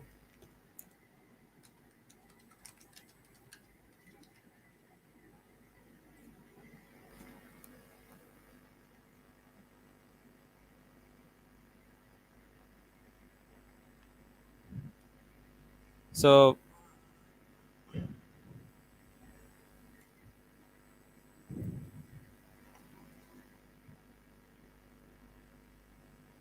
so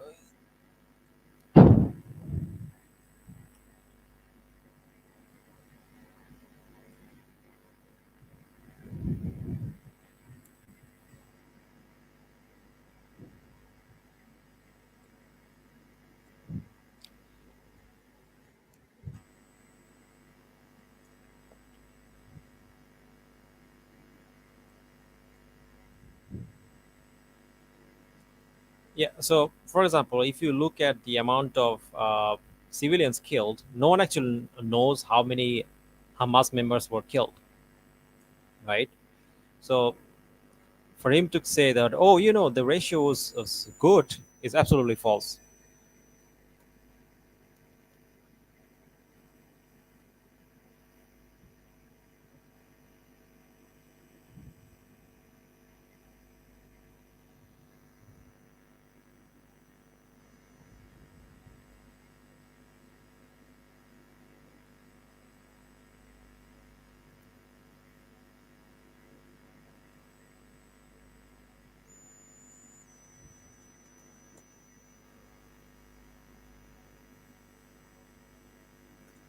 Yeah, I cannot find the exact number, but what we do know is that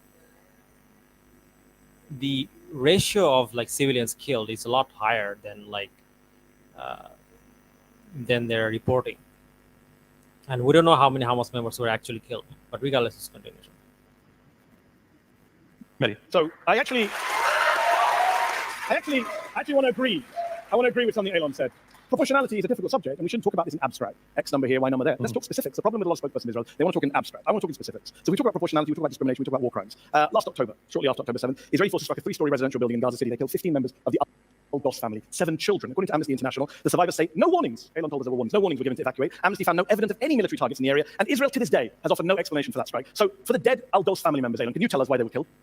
Mr. Hassan, the IDF does not owe you immediate answers, and the fact that Amnesty speaks, the fact that Amnesty By the way, please note, if you go by specific incidents, like he already lost the debate, because all you have to do is pull out all the examples of all the specific civilians were killed, and ask for justification for where was the military target.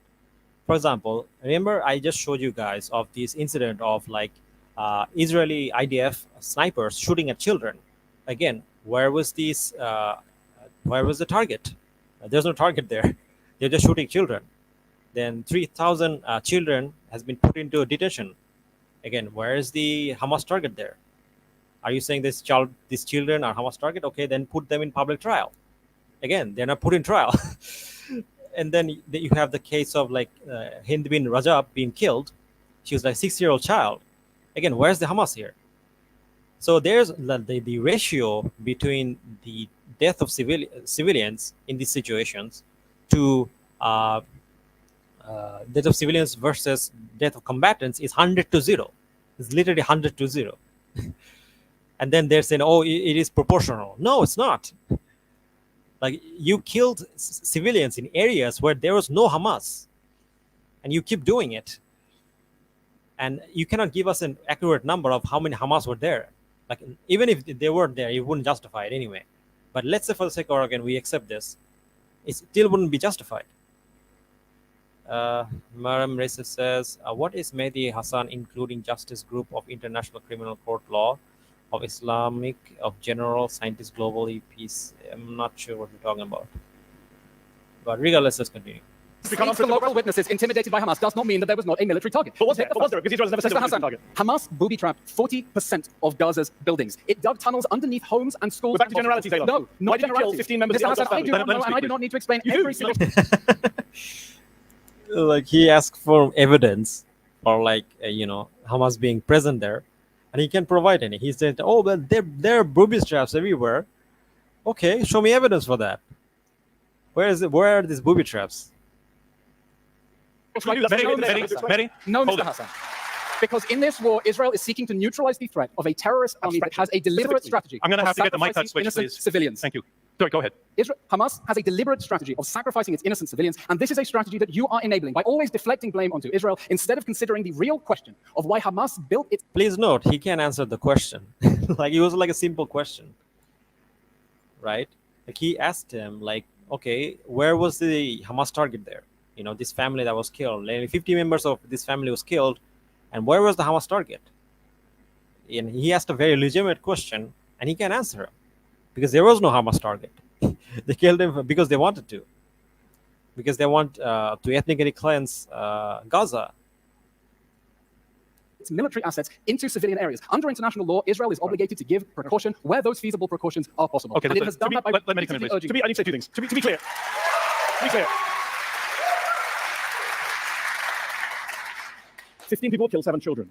You were spokesperson for the Israeli government at the time. Israel has never given an explanation. When you say I do not need to explain myself, you literally do. You were the spokesperson for the government that committed a war crime, and you came to a debate tonight to defend war crimes. So you literally do.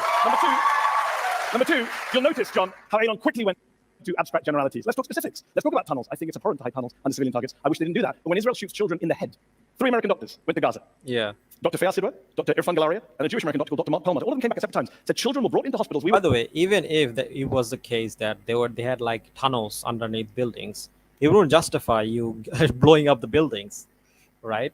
Like, imagine this. Imagine like there's like underneath the twin towers. Sorry, underneath the twin towers. If like, imagine this. Like, let me give the American example. Imagine if America could show that underneath the twin towers. Sorry. Al Qaeda could show that underneath the twin towers there was like some kind of CIA operation, or like there's some kind of CIA member. Would that then justify 9/11? No, of course not. Like, just because you have some kind of like a military infrastructure in a civilian area, that doesn't justify you bombing the whole area, you know. And this is why you have targeted strikes. You don't like blow up the whole thing just to take out like 1 or 2 targets. And that's not even the case here. Like, there's no evidence of like military presence in these situations. There's no military presence. There's no Hamas in the case of the killing of like Hind bin Wazab, or like all these children that's been killed, all the schools that were attacked. There's no evidence of any of this. They were just bombed like indiscriminately. So when you can't provide any evidence of Hamas presence in these situations, and you keep bombing people, then the conclusion is very obvious, is that you're not trying to attack Hamas, you're trying to attack civilians, and you're doing it purposefully.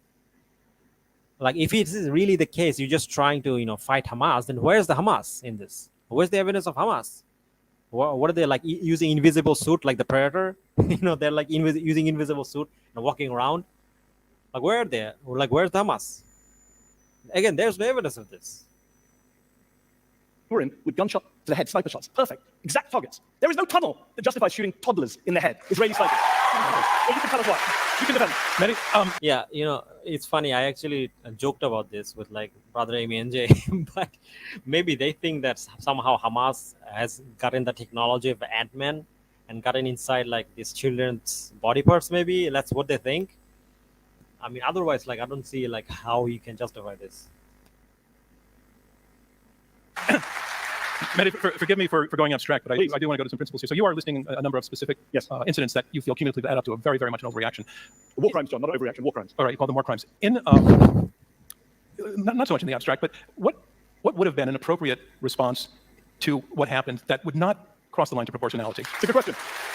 It's a great question. So I'll answer that in 2 ways. One is, I'm not someone who has ever, and you can look at my record on this, whether it's the UK, the US, both of my countries, I'm American, British, I've criticized targeted assassinations, even by the US and the UK. I'm the loser, and people in New York, it's an unpopular statement, who says that people like Bin Laden should be tried, not assassinated. That's who I'm, a stinking liberal. But given we live in a world where America, Britain, Israel, multiple countries, India is now accused of targeting its enemies, you could have tried to take out the leaders of the group without wiping out the entire place. I find it interesting that Israel, was able.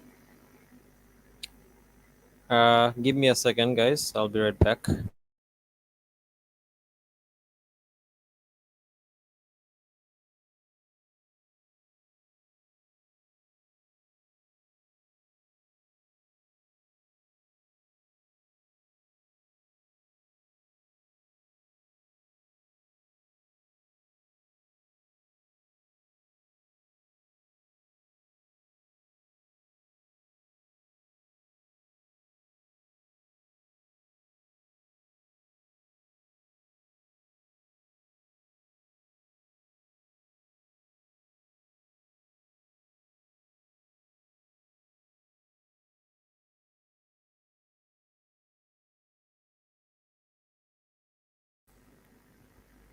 All right, I'm back.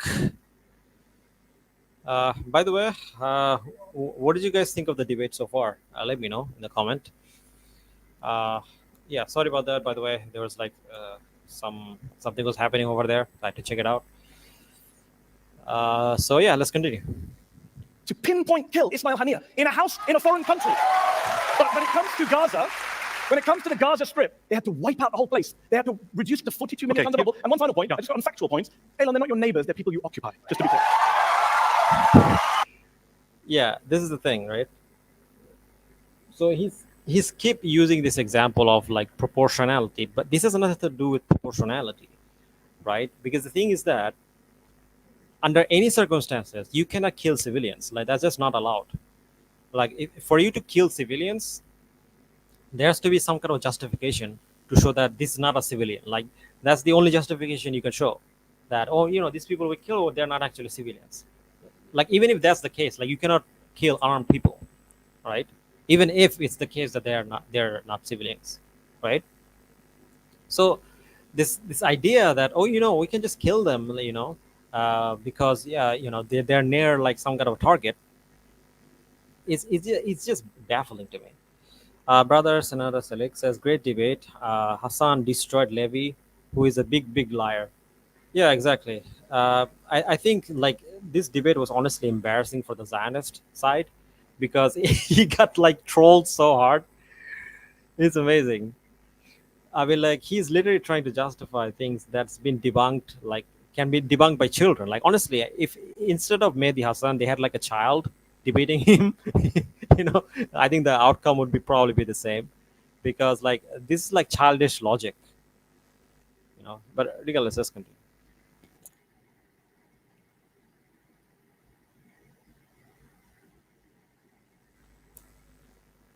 So I'm hoping you'll let point number 2 slide, and please take on point number 1. Mehdi saying that there would have been a self-defense response that he feels might have been more appropriate, that he also feels would have been within the capability of the Israeli military. What's your response to that? Notice the general pattern of argumentation we're seeing here. Gosh, October 7th was terrible. Hamas shouldn't have done that. Gosh, Hamas built tunnels under schools and hospitals. It shouldn't have done that. The question is what Israel may legitimately do once. No, that's not the question I asked you. No, but I'm It's what you did. It's what you did. His response, It's what you did. and Mr. Hassan's response is, well, if Israel could take out a terrorist leader thousands of miles away who wasn't expecting that he could be targeted, surely it can reach the terrorists who are hiding inside a bunker under a hospital, probably surrounded by hostages as human shields. Hamas rigged the battlefield. Hamas rigged the battlefield to shield its military assets under civilians, and it let. They rigged the battlefield, guys. They rigged the battlefield, so it's okay for us to like literally wipe out an entire area.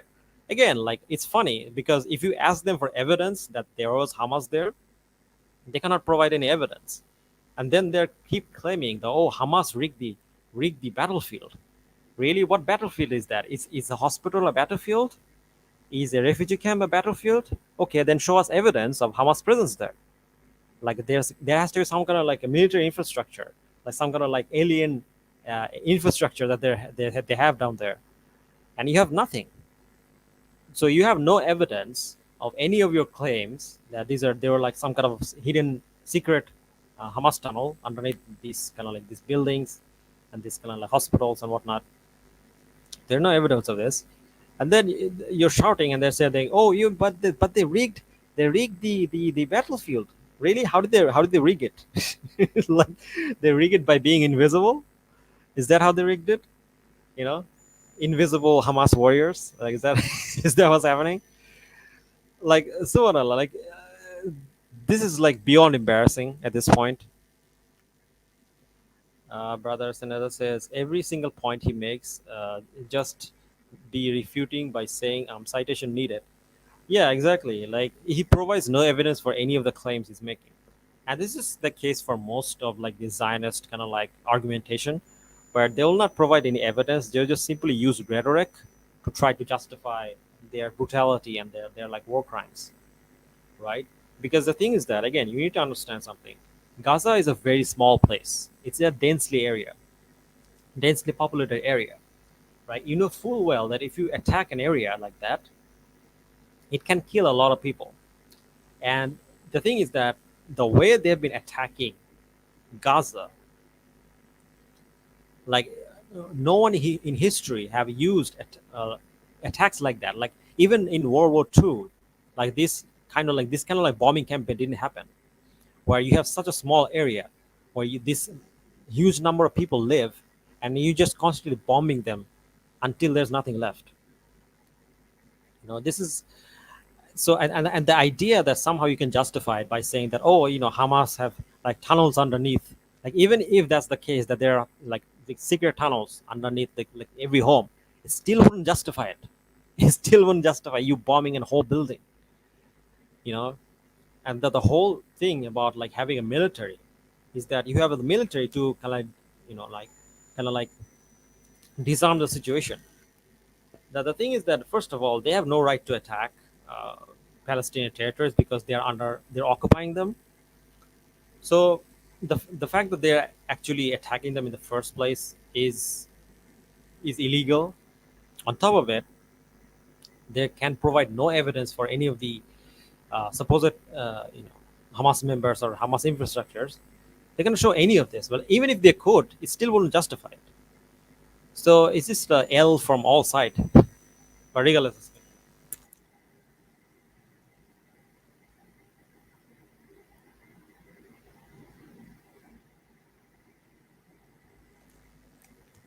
Left Israel with no option of getting to those leaders. Okay, no other option, than no going other through the option. civilians. No option Which is what why you're I repeatedly repeatedly So first of all, asked- as we've discussed, I'm here all night. Elon can take his time. They killed 15 members of the Doss family, 7 You can children. continue this at the reception afterwards if you want. I'll happily ask you, why did the government that you served in kill 15 innocent people in an apartment Okay, building? Hold on, this is very important. There's no evidence Hamas was there. He's all not right, tried to make that Mehdi, claim. just in the interest of time, you've asked it. It's become a But it's rhetorical crucial to question. the argument. He's Elon saying, wants to go he's saying there was no. abstract tunnels When he says and there was say, "Here's the building you when he want." says there was no other option, what is your response to that? Well, no one in the world agrees with that. That's why Israel's become a pariah in the world. Because even What was the option, Mr. Hassan?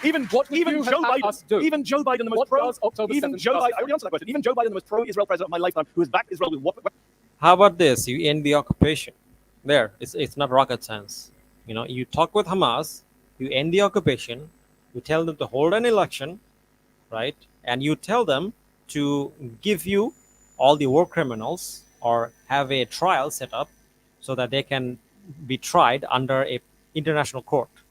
Like they actually think like Hamas did some kind of incomprehensible crime, right? Because you already killed like one fourth of their population, right? So like this is common sense. Like the only also, and then get your hostages out, right? So the only way you can justify this is that you want to kill and wipe out entirety of Gaza. That's the only justification.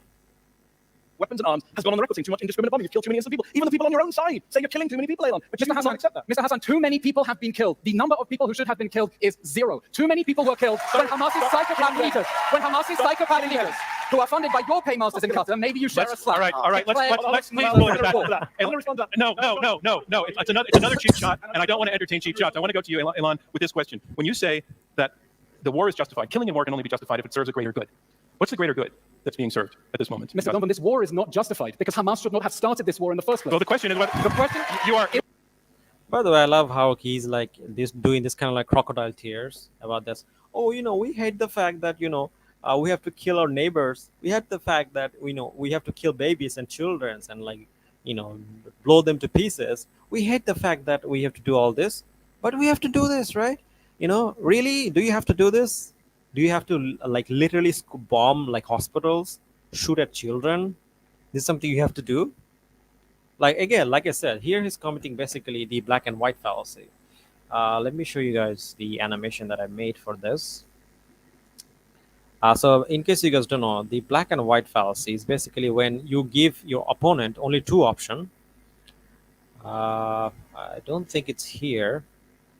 Yeah, so basically it's a kind of a fallacy where you basically give your opponent only two options and act as if like these are the only two options, when in reality there are more options exist, right? Like for example, these are not the only two options. And you could easily negotiate with Hamas and come up with some kind of a deal, right? And do a ceasefire, like get your people out and release their people, right? And then, because the thing is that already enough people have died, and that is the only there should have been a ceasefire after the first day, like not even the first day, like within the first few hours. But of course you're not doing that because you're not interested in that. And so when he's presenting this like this false dilemma, where he's acting as if like these are the only two options, this is false. These are not the only two options. Because The thing is that they're acting as if like somehow committing genocide is the only option. you know, because the thing is that they don't even think like Palestinians are some kind of a rational human beings. They don't think like that. They think that all these Arabs, they're like savages and whatnot. They're not. They don't even act like they're like human beings. So they don't want to negotiate with them, but they will negotiate with like the West. But they're not negotiate with like Hamas or any of the Palestinian parties. You know, because the thing is that the demands that they made was very simple, but they can do that. So basically, here he's using a false dilemma. He's acting like committing genocide is the only option. No, first of all, committing genocide is not an option under any circumstances.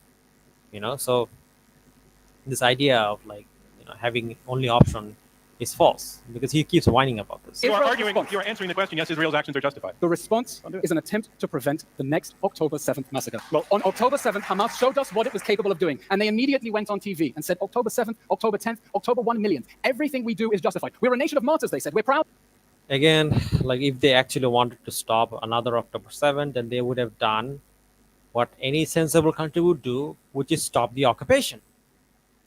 The reason October 7th happened is because of the occupation. Not because somehow Hamas like hates Jews or whatever. It's because of the occupation. If you continue to occupy people, they're gonna fight you. This is basic common sense. To sacrifice millions of martyrs if that's what it takes. And we are trying to stop October 7th and to do so in a way that minimizes the cost to their civilians. Let me just deal with the last point and the previous point. We want to stop October 7th, guys. We want to stop October 7th by committing genocide. Like, that's his argument. Which is the idea. Let's just be real here. And a lot of military experts say that we don't even need military experts. You just need common sense. The idea that you prevent another October the 7th or that you destroy Hamas by making tens of thousands of Palestinian children orphans is insane. It doesn't protect Israel. Forget Gaza. It doesn't protect Israel. And let me just deal with this classic. My paymasters in Qatar. Yes, I host a show for Al Jazeera English. Let's just be very clear. In December, the New York Times published a very, very long piece. Very important here. Relevant to the debate. The New York Times. All right, make it relevant. Please make it relevant. New York Times published a very long piece which said a month before October the 7th, the head of the Mossad, David Barnier, went to Doha, Qatar. And the Qatari said, do you want us to keep sending money to Gaza? And he went back to Netanyahu. He said, what should I say? And he said, yes, please. And he went back and he said, yes, please send the money to Gaza. Elon went to work for the government of Benjamin Netanyahu a month after that. He's never apologized for that to the Israeli people. Benjamin Netanyahu's never apologized for that to the Israeli people. So if anyone should answer questions about Qatari funding of Hamas, allegedly, reportedly, whatever you want to call it, it's the Israeli government that facilitated it for many, many years. Elon's in that government. He's the spokesperson for that government. It was a Yeah, this is true, by the way. Basically, under Israeli government, they helped facilitate some of the fundings that was received by Hamas. But of course, they don't want to take responsibility for that because now they have a falling out. All of a sudden, the activists are like they have nothing to do with this. But what they initially wanted to do is that drive a wedge between different parties in Palestine, so they could conquer Palestinian lands. But of course, it backfired because Palestinians, at the end of the day, are united when it comes to occupation. So yeah, terrible mistake to allow Qatari money into Gaza on the mistaken belief that if we improve civilian life in Gaza, create jobs, create opportunity, Hamas's psychopath leaders won't launch this war. They went straight on TV and said, we tricked the Israelis. We made them think that we were concerned about the civilians in Gaza. All the while we were taking that money to build the tunnels and the weapons and the rockets we are firing at Israel. If we had known, Mr. Hassan, what Hamas was... this is false. Like, where's your evidence for this? Like, he's just making bizarre claims. He's saying that, Hamas leadership came on TV and said that, we tricked them. We tricked them and we, he makes them sound like cartoon villains. We tricked them and we got all this money and then, got rich from it. By the way, how much money is like Netanyahu making? Like there are like corruption charges against Netanyahu and all of his cabinet, by the way. There are countless corruption charges. For example, let me just show you guys an article on this.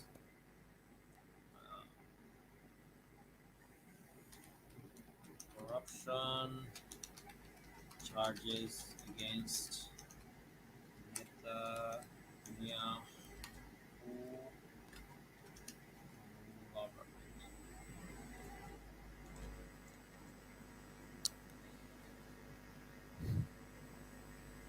So, for example, there is an article on the BBC where you can see all the corruption charges for Netanyahu. Let me again highlight this. Benjamin Netanyahu, what are the corruption charges? Case 1000, charges fraud and breach of trust. This case concerns the Prime Minister's relationship with two businessmen, Arnon Mishinin, an Israeli Hollywood film producer, and James Parkman, an Australian billionaire. Uh, oh, sorry. In a document summarized in the indictment, Israeli Attorney General Avilache Manblet alleged that Mr. Netanyahu and his wife Sarah received various goods from the businessman, mainly cigar boxes and cases of champagne. They were allegedly given in a contagious manner, such that they become a sort of supply channel. The value of the goods were approximately 700,000 shekels. Wow, 700,000 shekels. They were allegedly given in a contagious manner, such that they become sort of supply channel. So they were giving them bribes, basically. They were giving Netanyahu bribes so that they give them like some kind of benefit, or becomes like some kind of supply channel. Given the connections between Mr. Netanyahu should have, given that Mr. Netanyahu should have refrained from dealing with Mr. Michelin's affairs, the Attorney General said that despite that, he claimed that Mr. Netanyahu acted for the benefit of Mr. Michelin as part of his official role between 2011 to 2016. Netanyahu has insisted merely a token of friendship that he did not act inappropriately in exchange for them. But of course, this is a lie. He receives gifts all the time. And then case number 2000, the charges are fraud and breach of trust. This case concerns the meeting of Mr. Netanyahu conducted with Arnon Moses, a businessman and controlling shareholder of the Yorath Arnaut Media Group, which publishes a leading Israeli newspaper. So the Attorney General's indictment summary said that despite a profoundly rivalry existing between the two men, Mr. Netanyahu and Mr. Moses conducted three series of meetings between 2008 to 2014. During each of these series of meetings, Mr. Netanyahu and Moses engaged in discussions regarding the promotion of their common interest, improving the coverage that Mr. Netanyahu receives in the Yorath Media Group, and the imposition of restrictions on the Israeli Hamna paper, which was significant economic importance for Mr. Moses himself and even our group, the Attorney General alleged. So in case you guys don't know, basically what he was doing is that this is basically a case of fraud and breach of trust. Basically what he was doing is that he was meeting with these like kind of like oligarchs, on like rich people and media people, and basically making business deals on the side, which is not allowed. At the time of the last series of meeting, legislative bill was being considered that would have limited the circulation of Israeli Hanam, a free daily newspaper. So basically, he was trying to influence the newspaper or the media.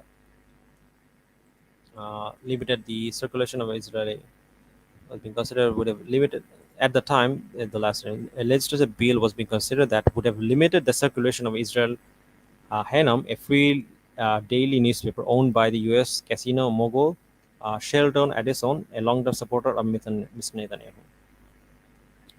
Mr. Manbet was charged with Mr. Moses with bribery. So basically, this is a case of bribery.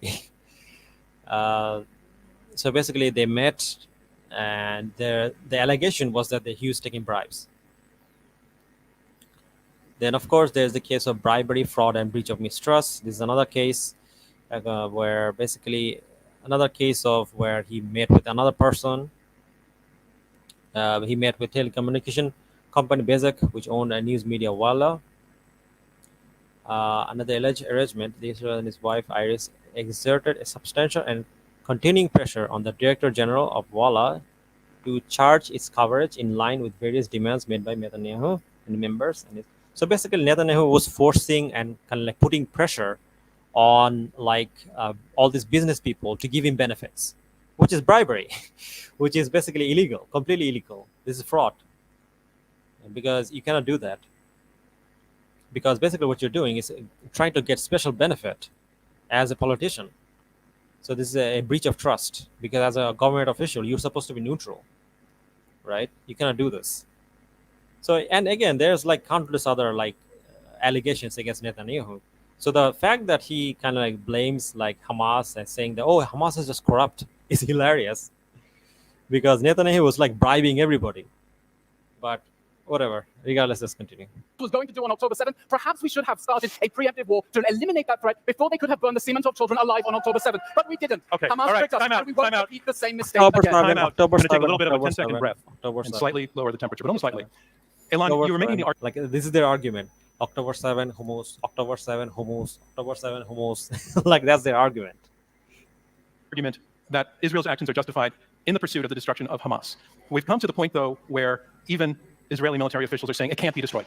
Therefore, what happens to that argument that the justification is the destruction of Hamas if it's an organization, a movement that can't be destroyed? Of course, Hamas can be removed from power, just like ISIS was removed from power. ISIS is now a terrorist organization that is trying to blow up concerts in Austria. It no longer... Again, this is another fallacy. Let me show the fallacy.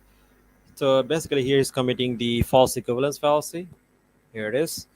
So basically, he's trying to compare two different arguments that has nothing to do with each other. The argument that ISIS tried to harm civilians and the argument that Hamas tried to harm civilians is not the same thing. First of all, ISIS is considered a terrorist group because their philosophy or their ideology is based on a Khariji movement. It's based on an idea of hurting civilians. That's not the case with Hamas. Hamas is simply trying to free their country from a evil occupying force. So, and ISIS never tried to do that. like ISIS never lived in an occupied territory. So the two groups are not the same. He's acting as if like ISIS and Hamas is the same thing. No, they're not. But so yeah, this is basically a fallacy. Regardless, let's continue. controls territory the size of Austria. Following this war, we cannot allow the Hamas terrorist regime, it's not an organization, it's a terror regime and a terror army, to regroup, restock, rearm, and keep shooting rockets. Yeah, everyone is a terror army that opposes Israel. Everyone is a terror army, but the army that literally blows up children is not terrorist. You know, they're just nice people, right? They just happen to blow up children and kill children every now and then.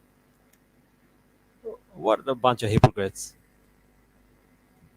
At our towns, while it is still holding civilians. It is a regime that must be removed from power because we know exactly what it wants to do if given half a chance, and that is to do October 7th again and again. And Israel's war, Mr. Hasan. Again, the reason they said that they want to do October 7 again and again is because you're still occupying them. If you stop occupying them, they don't do that, which, by the way, is illegal under international law. And I'll yield the stage to you and ask you, eliminating the Hamas terror regime, removing it from power, a legitimate military objective, yes or no? Of course, it's a legitimate military objective for Israel, and that's what I quoted the ICC chief prosecutor saying, but you're doing a very bad job of it. Do I understand that after October 7th? Do I understand? No, because I want to clarify and understand we're on the same page. You want to clarify the guy who can't No, I want to understand that we are on the same page. Do you agree that I'll answer after your question when October you answer 7th, mine. it was legitimate for Israel to remove the Hamas terror regime in order to prevent another October 7th? It's a yes or no question, Mr. Hasan. No, it's not. So yeah, it's a loaded question. So basically, he's asking him that, like, do you think like it's legitimate for Israel to try to stop Hamas from doing another October 7? Again, it's a loaded question because October 7 happened because of the occupation. So even if you somehow were able to remove Hamas, it's not going to stop the resistance or things like October 7 happening again, because the real problem is the occupation, right? The only way out of this is to end the occupation, which is you're not willing to do. So it's a loaded question. A loaded question. I'm going to say it was legitimate for Israel to defend its citizens inside of Israel. It's not legitimate to occupy Palestinian territory for decades on end. And let me answer. If I can reply, let me answer John's question. Elon, you've had about 2 or 3 minutes in a row. You asked a very interesting question of Elon. You pointed out that he keeps saying, notice the sleight of hand. You said that he said, and he said it many times, not just here, Hamas should be destroyed. When you asked him, Israeli military experts in general say it can't be destroyed. Notice what Elon said? He said, remove from power. Quickly move the goalpost there. Because he knows that Hamas can't be destroyed by these means. In fact, the former head of Israel's military, said from the very beginning. The former head of Israel's military, who was a member of Netanyahu's war cabinet, he said earlier this year, quote, anyone who says you can destroy Hamas is telling tall tales. So it's not me calling Elon Levy a liar. It's the former head of the Israeli military. Mr. Hasan, from the beginning, Israel has said that its goals are to remove Hamas from power and dismantle its ability to wage war again and to live up its threat of repeat October 7th. And that is why I ask you. Again, like please note that they're talking about, like, the thing is that, again, you will notice that Zionists completely ignored the occupation part, right? Every single time they will just focus on October 7 and completely ignore the previous conflict, ignore the fact that they're occupying Palestinians, ignore all of this and just start the conversation at like October 7. What this does is that this depicts a very false narrative where basically the conclusion doesn't logically follow because you're not addressing the actual issue here. The actual issue being occupied territories. That's the whole reason why Hamas exists. That's the whole reason why like all these resistance movements exist, right? If we didn't have occupation, this wouldn't have happened. So this idea of like Hamas October 7 or whatever can be solved by solving the issue of, first of all, apartheid. That's another thing, and occupation. But they're not willing to do any of this, and then they're starting the conversation with October 7, trying to ignore these two very important bits of information. So because of this, they're going to a conclusion that doesn't logically follow. Basically, it's a non-sequitur fallacy. But let's continue. After October 7th, was it legitimate for Israel to remove Hamas from Oh power my in God. order to eliminate? This guy keeps shouting, like, if he says October 7 another time, I'm going to bash my monitor in. The threat of repeat October 7th? Yes or no? Very simple answer. Israel has the right to defend October its territory. 7, October 7, October 7, Don't finish the words. If you think they're your neighbors, the International Court of Justice says Gaza and the West Bank are occupied. They've been occupied every day since 1967. You did not. Like this is their argument. October 7, October 7, October 7, October 7, October 7, October 7, October 7, October. Like that's like this. that's their argument. The draw in 2005. You blockaded. I'd like to explain what the purpose here is And of the legal fiction. I've already answered the question, Elon. I made the point that even if I was an Like anytime like Mehdi Hasan like makes some kind of a point, his counter is October 7. Israeli general trying to destroy Hamas, killing thousands of innocent people, only helps Hamas. Every terrorism expert in the world says you're a recruiting sergeant for extremist groups when you go and kill innocent civilians. Mr. Hassan, whether Why do you this not war, understand that? Time out, Elon, time out. I have a question for whoever wants to jump on it. Is Israel's war in Gaza making Israel more secure? When this war began, Hamas had a fearsome missile arsenal that rained thousands of missiles on our cities. I had to keep running into a rocket shelter. Israel has now eliminated the threat of rocket fire from Gaza. It has cut off its smuggling routes. It has destroyed its missile silos, and it has destroyed Hamas's weapons capabilities. That alone has made us safer and makes it easier to sleep in our beds. Three quick things. Number one, the Israelis went to Supreme Court recently and they were having an argument in the Israel Supreme Court and they put in the official filing that we do not control Gaza. Even after all this time, Hamas is still in control. Yeah, this is a lie, by the way. No, they don't control Gaza. As a matter of fact, there are some territories in Gaza that are completely under the control of Hamas again. Like the areas that they actually controlled, they lost a lot of the territories. And this is something that America actually warned them about, which is that when you have like this kind of like warfare, or in this kind of like warfare in like heavy urban areas, or city areas, you can have often situations where you have this kind of like resistance fighters, where you defeat them and then they just come back and take it over, right? Because the resistance fighters have a lot of people in the ranks, so they have lost a lot of territories, especially in the recent years. And this is why they can defeat Hamas, because the war's still been going on for like a year. And Hamas is still not defeated. That's because they cannot defeat Hamas. Every time they kill their leaders, they kill all the soldiers, they come back and retake it. Because Hamas knows that area. They know that how to fight in that area, just like with the Taliban. So this idea that we've stopped the rockets and whatnot, this is also not true. Because the thing is that Hamas still controls a huge chunk of like Gaza, so he's just coping. So they say the honest stuff when you're not looking. Number two, I interviewed Ami Aylon recently, former head of Shin Bet, former Israeli admiral. He said very explicitly, Israel will not be safe until we give Palestinians freedom. This is his words, not my words. And number three, I'm glad you had a bomb shelter to protect you, because the Eldos family in Gaza did not have a bomb shelter. Okay. Another question. We have not yet talked about the hostages, and we should. Is Israel's action in Gaza is it for the benefit of the hostages? Absolutely. Israel is fighting to bring the hostages home while Hamas is starving and torturing and raping them. We managed in November because Hamas was being clobbered and it wanted a breather. By the way, this is a lie. There's no evidence of Hamas hurting any of the hostages. If anything, the hostages, when they were released, they were like laughing and like just seemed like they're like normal people. There were even incidents where after Hamas released the hostages, some of the hostages were going around partying in the in nightclubs, right? They don't seem like very traumatized to me, so it's completely bogus bullshit. But yeah, let's just continue. They released nearly half of the hostages. We sent in special forces. Actually, you know what? Let me pull it up. I think I can show you guys this. Hamas hostage goes to party. Yeah, there we go. This is the one. I don't know if I can show the picture because she's like wearing very kind of like provocative clothes, but I'll show you guys the headline. Oh my god, I can't show that. I'm sorry. Blur. Anyway, so yeah, freed Hamas hostage Noah Aragami throws party to celebrate life. So basically, this Hamas hostage, he's saying that, oh, Hamas hostages, the hostages were terrified, they're traumatized, they're being RAPD and like killed. And here you have this Hamas hostage who's like partying. Sorry. Sorry about that. Yeah, yeah. This Hamas hostage is like throwing parties in like nightclubs, and like they're like, oh, they're traumatized. Yeah, really? Does it look like traumatized to you? They're literally throwing like parties in like nightclubs, and they're saying that, oh, like they're like terrorized guys. They're so terrorized that they're throwing parties. They're throwing parties with their dad. Like, this is incredible, man. And not just throwing parties. Like, there are even situations where, by the way, please note, her boyfriend is still a hostage.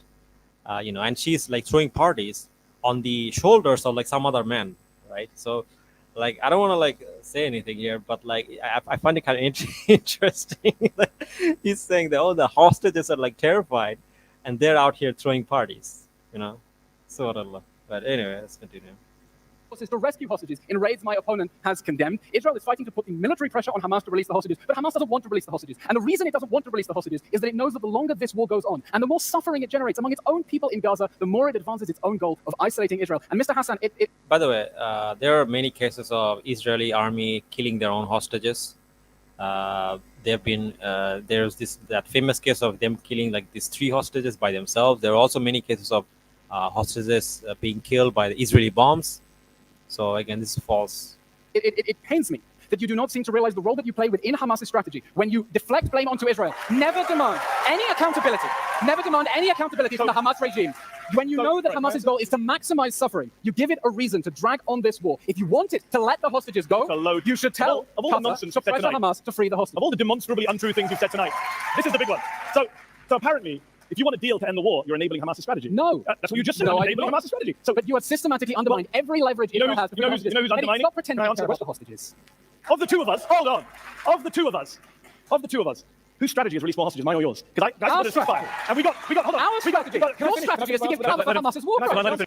Again, this is false. Like the time where like ceasefire happened, the amount of hostages that was released by Hamas was like 100, and the way kind of like the Israelis, the way they took hostages by force, the amount of hostages that was freed was 3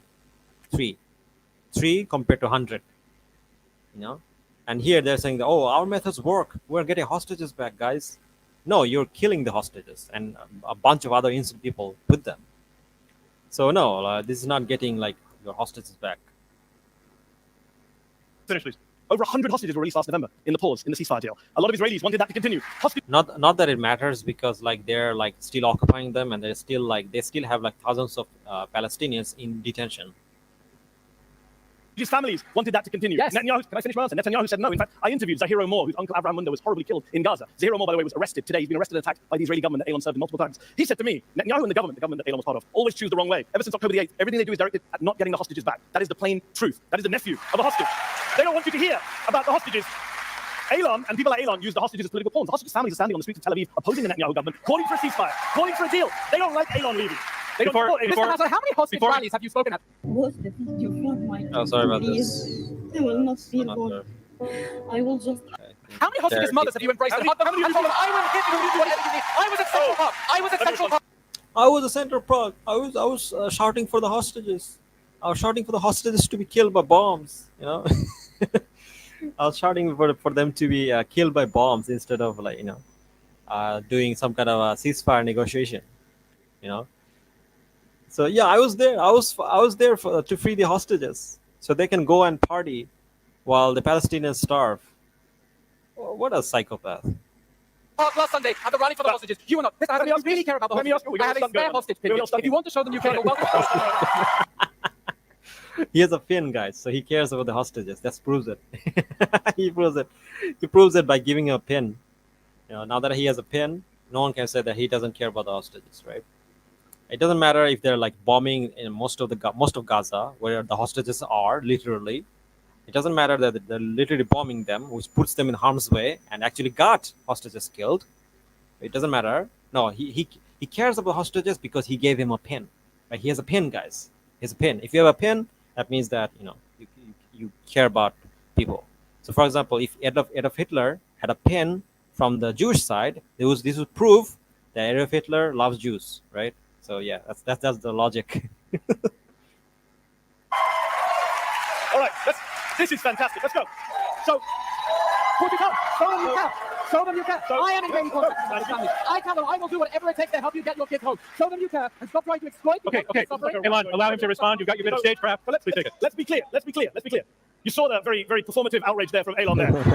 To be clear, don't you lecture me about hostages when your government has killed more hostages than it has rescued. That's on you. Exactly. That is on Hamas. That is on Hamas. All right.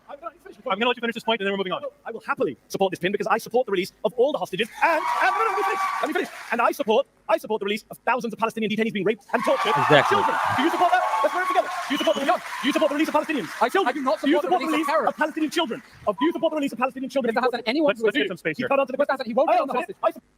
So yeah, so when it comes to by the way, he's saying that, oh, these are terrorists. By the way, they were not even put on trial. They're just locked up. There's no evidence that these are terrorists. As a matter of fact, we know these are not terrorists because we can hear the testimonies and the testimonies of their families. Most of the people that are locked up in detention committed no crimes. Also, please note, they're being locked up from West Bank, which is not even their territory. So they haven't actually committed any crime. The only person that have committed crimes are Israelis themselves when they're in a when they're illegally occupying West Bank.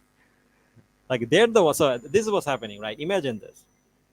Imagine you have a situation where a bunch of people comes into your home and basically kidnaps you, and then you fight back, and those people that kidnap you beats you up and locks you up, and the police comes and they tell the police that, look, these people, they're terrorists. We cannot release them because they're terrorists. Like this is what's happening. This is the logic that they're using. They're making the owner of the house the thief when they're the robbers. So, by the way, speaking of like the detainees, the amount of people that they kidnapped is actually thousands. For example, detainees held by Israel.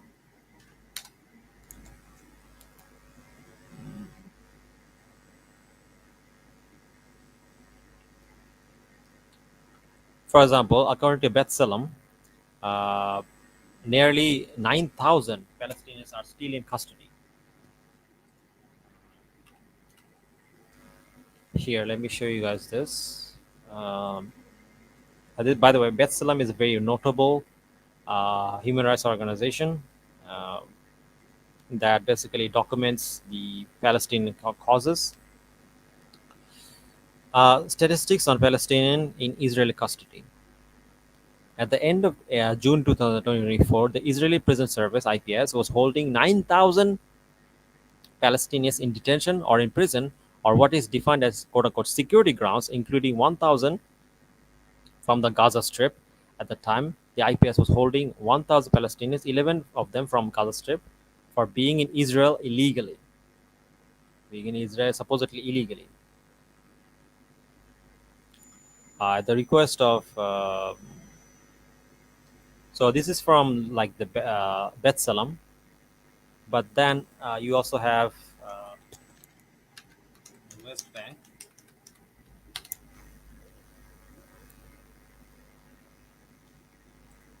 They also have like thousands of detainees in West Bank as well.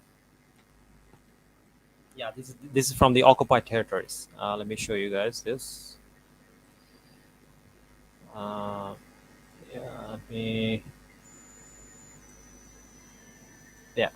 Let me show you guys this.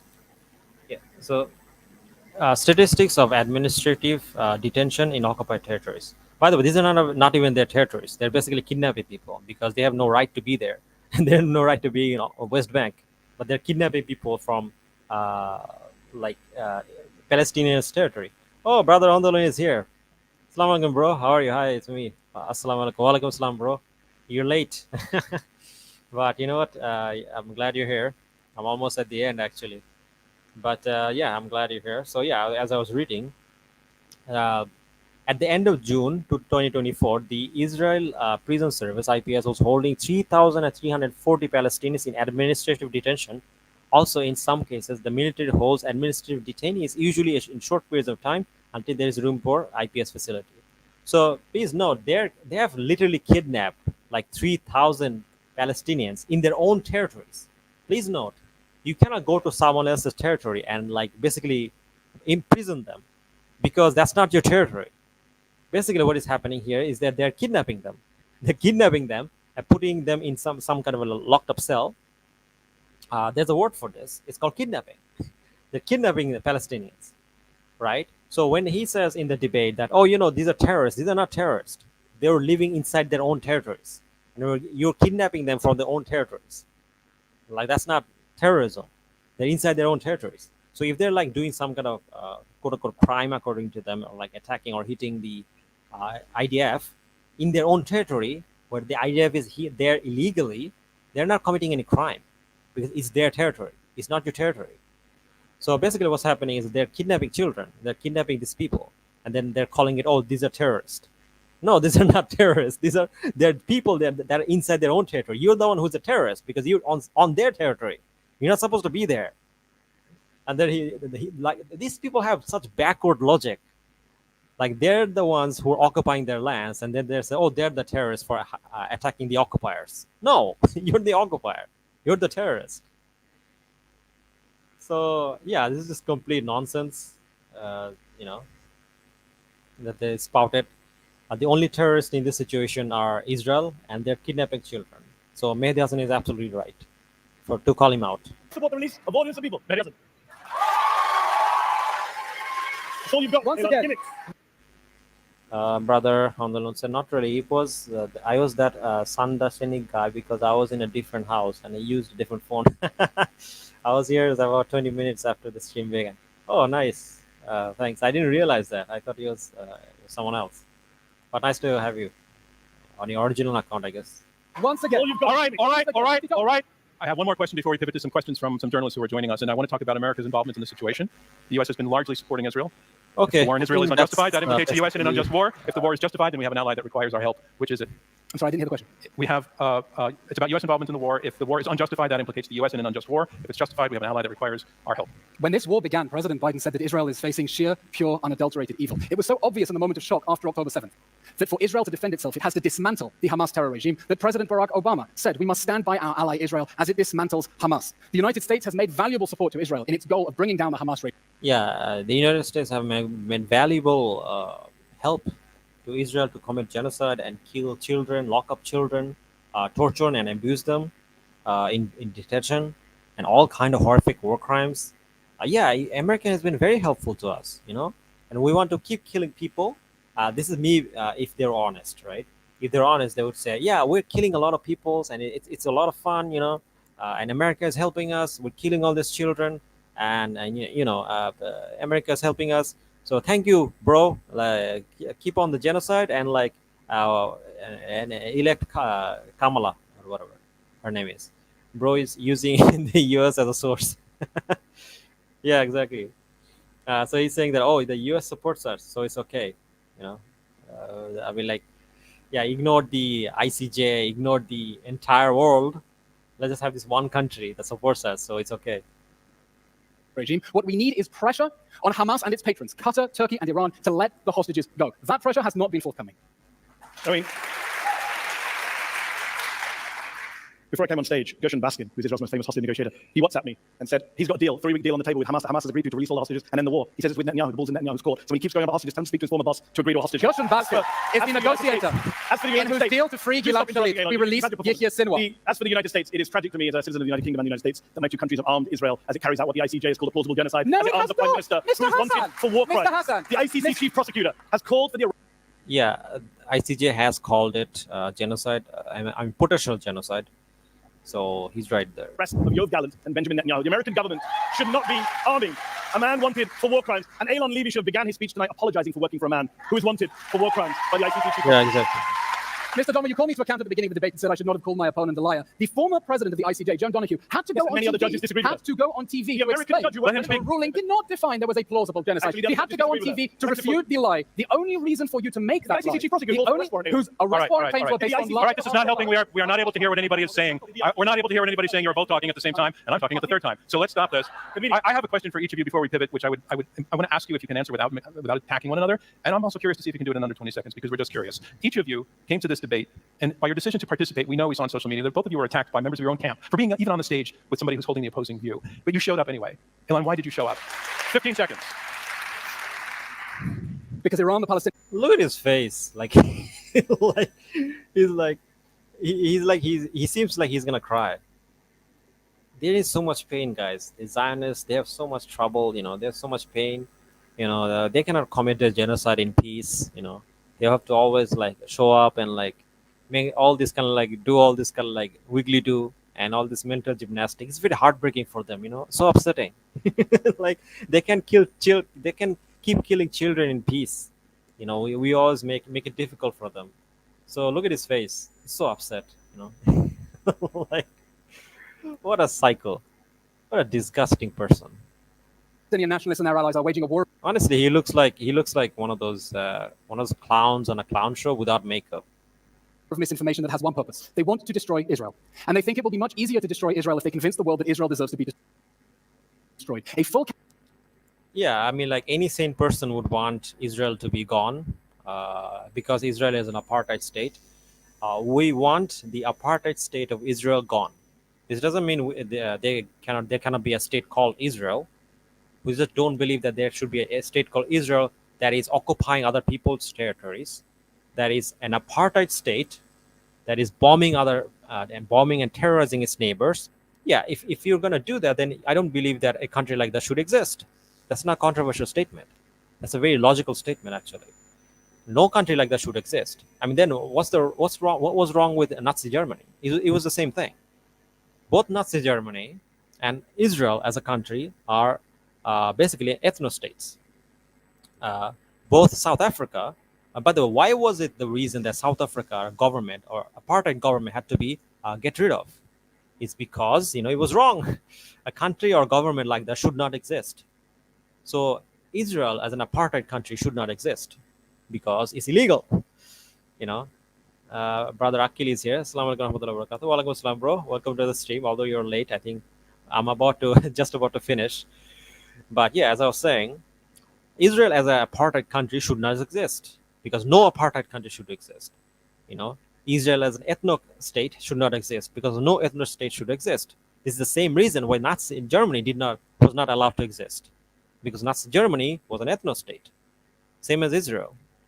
So if you're going to say, oh, Israel should have the right to exist, then please give me an argument for why Nazi Germany should not exist, because the similarities are uncanny. They are uncanny. In both countries, you have one race of people using the law to discriminate against other race of people. It's funny because on the German side, it was the Jewish people, and on the Israeli side, it's the Palestinians, right? But other than that, what's the difference? They are both ethno-states, right? They believe that only their race of people should be in their land. Okay, and this is a horrible ideology. It's a fascist ideology. So give me one reason for why, if Israel exists, why Nazi Germany shouldn't exist. And you can't. campaign of the most ridiculous lies to try to convince good, ordinary Americans that when they're ready to pull the trigger and massacre us once more, they should stand to one side and say, well, the Jews had it coming. And I'm not willing to allow that to happen. You recall the question? Sorry? Of course, they have to play the anti-Semite card. Like anyone who denounces Zionism or Israel is somehow an anti-Semite, which is not true because a lot of Jewish people themselves don't support Israel or Zionism. But regardless. Okay. Just a 20-second answer. Yeah.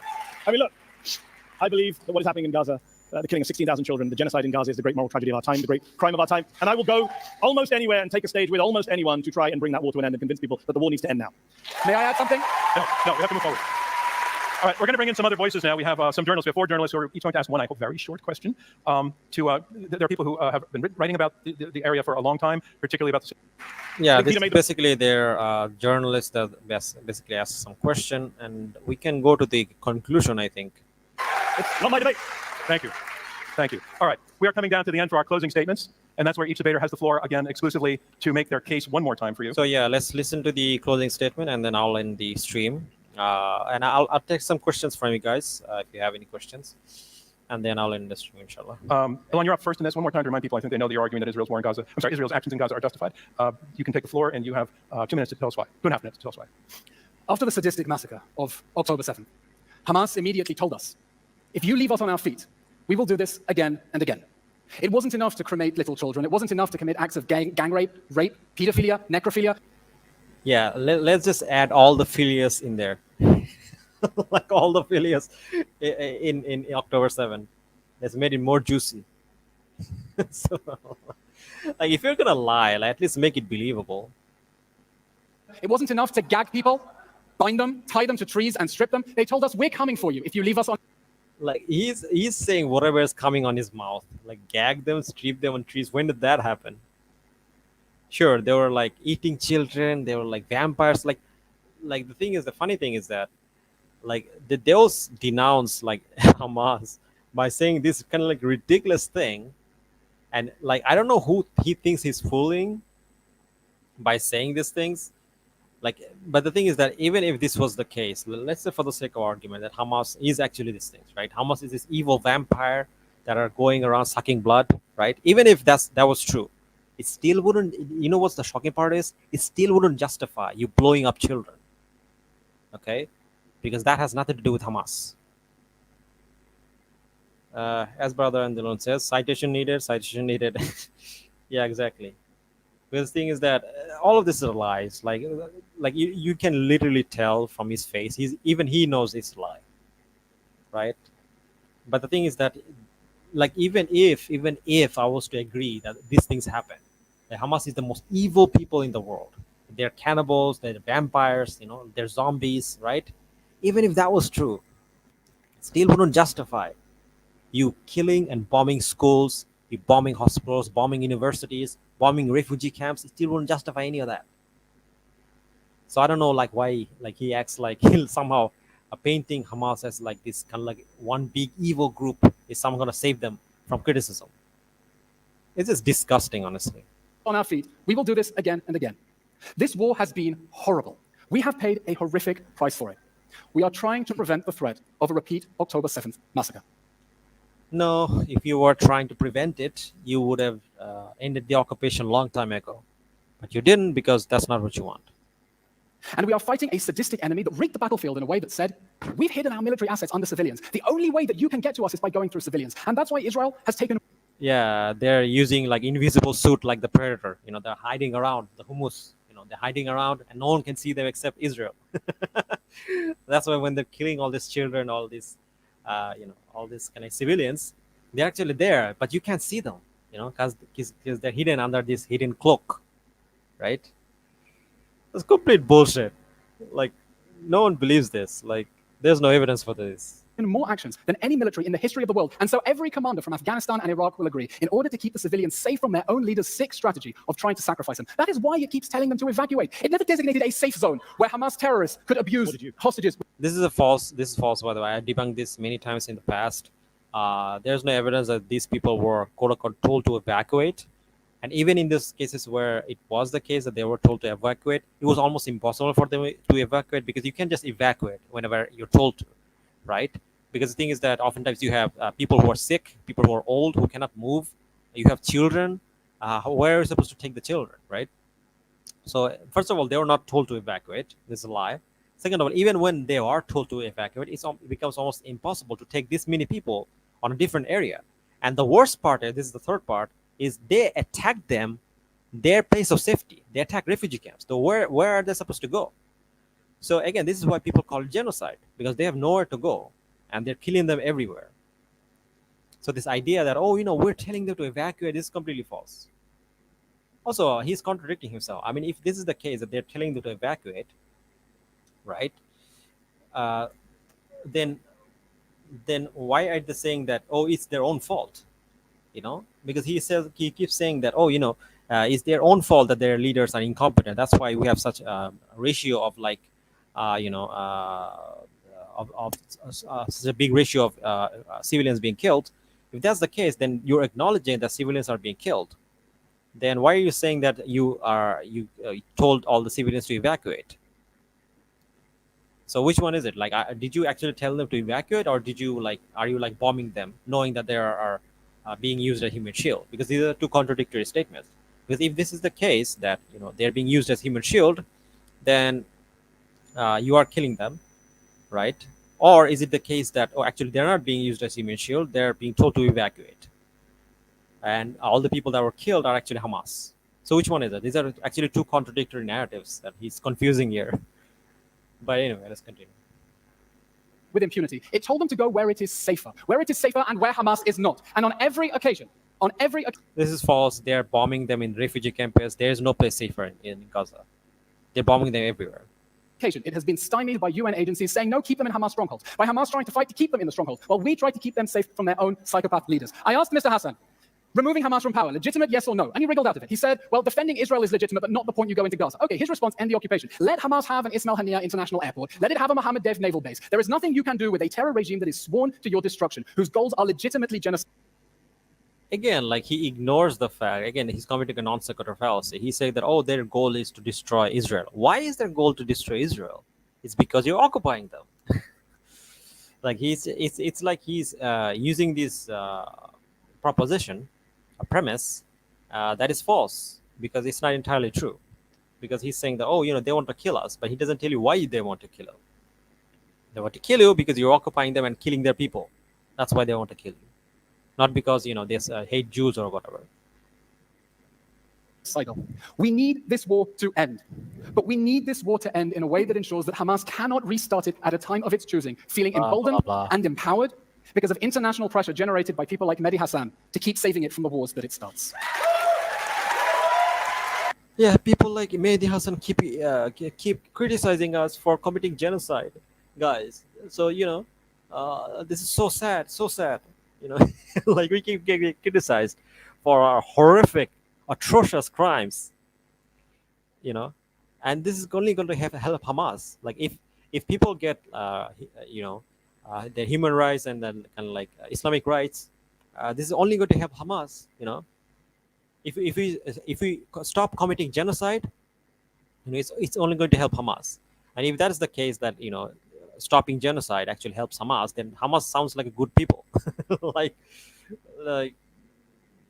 like he doesn't even realize that he's taking an L on his own speech. And Mehdi Hasan, you have the final word in this debate one more time. Your argument for why Israel's actions in the Gaza war were not justified. Ladies and gentlemen, were the actions of Israel in Gaza justified?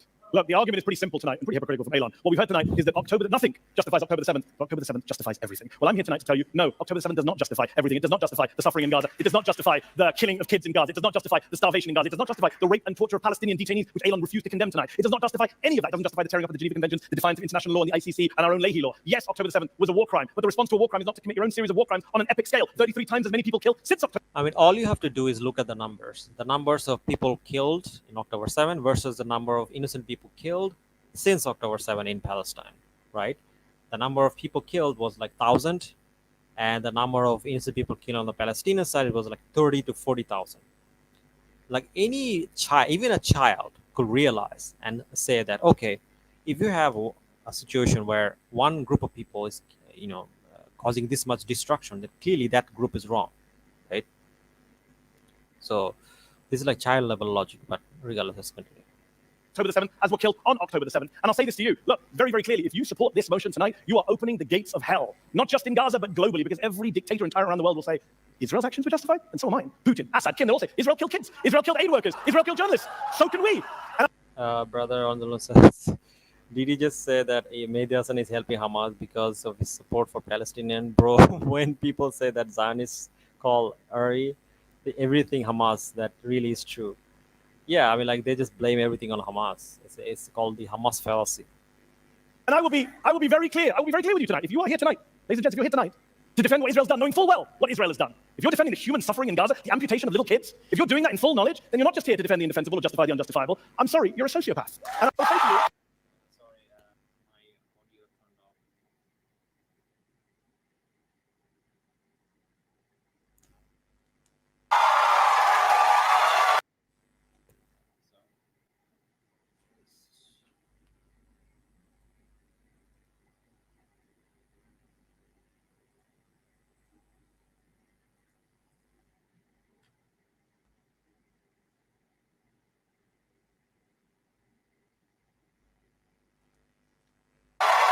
don't Gaza, but globally, because every dictator and tyrant around the world will say, Israel's actions were justified, and so are mine. Putin, Assad, Kim, they'll all say, Israel killed kids, Israel killed aid workers, Israel killed journalists. So can we. And I will be very clear. I will be very clear with you tonight. If you are here tonight, ladies and gents, if you're here tonight to defend what Israel's done, knowing full well what Israel has done, if you're defending the human suffering in Gaza, the amputation of little kids, if you're doing that in full knowledge, then you're not just here to defend the indefensible or justify the unjustifiable. I'm sorry, you're a sociopath. And I will Yeah, I mean, like, the thing is that if you kind of acknowledge that and say that, oh, you know, what Israel is doing is right, it's basically saying that every atrocity that was committed in the world is justified.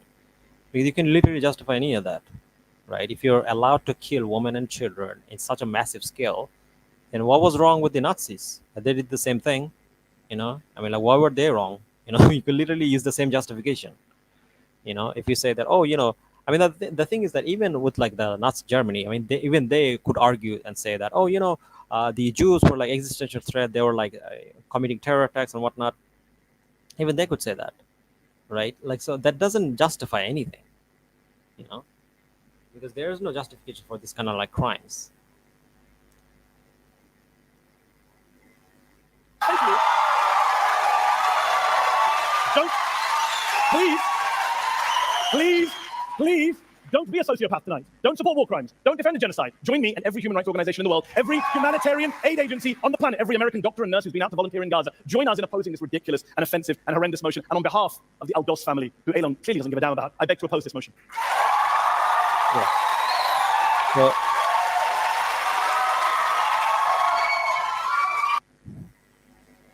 So, yeah, basically that was the debate, and I mean, like, that Zionist guy got absolutely destroyed. I mean, like, I don't think it's even a point of contention. But yeah, I guess that's about it. So yeah, that was the whole debate, and you know, I mean, like, I still get shocked when I see these kind of like Zionists try to defend their position, because it's just amazing to me that these people still don't realize that, like, people of the world are not stupid. Like, we can see what you're doing, and you're committing a genocide. Like, it's just baffling.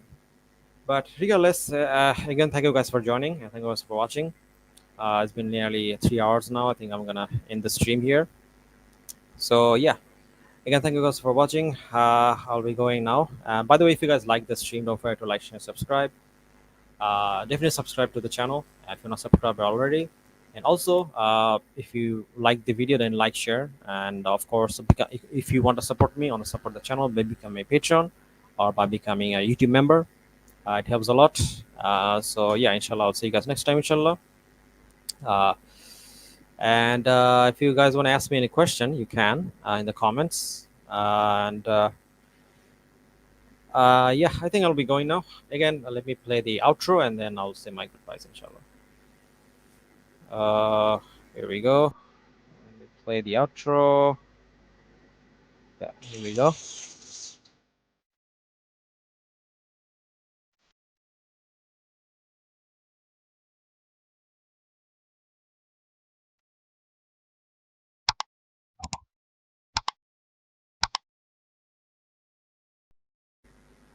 All right. Yeah, with this, I want to end this video, the live stream. Again, thank you guys for watching. If you guys, again, don't forget to like, share, subscribe, and support me or support the channel. Then you can become a Patreon or YouTube member. I'll see you guys next time, inshallah. I don't know what video I'll make next. Please put some suggestions in the comments. And yeah, I'll see you guys next time, inshallah. And jazakallah khair. Assalamu alaikum.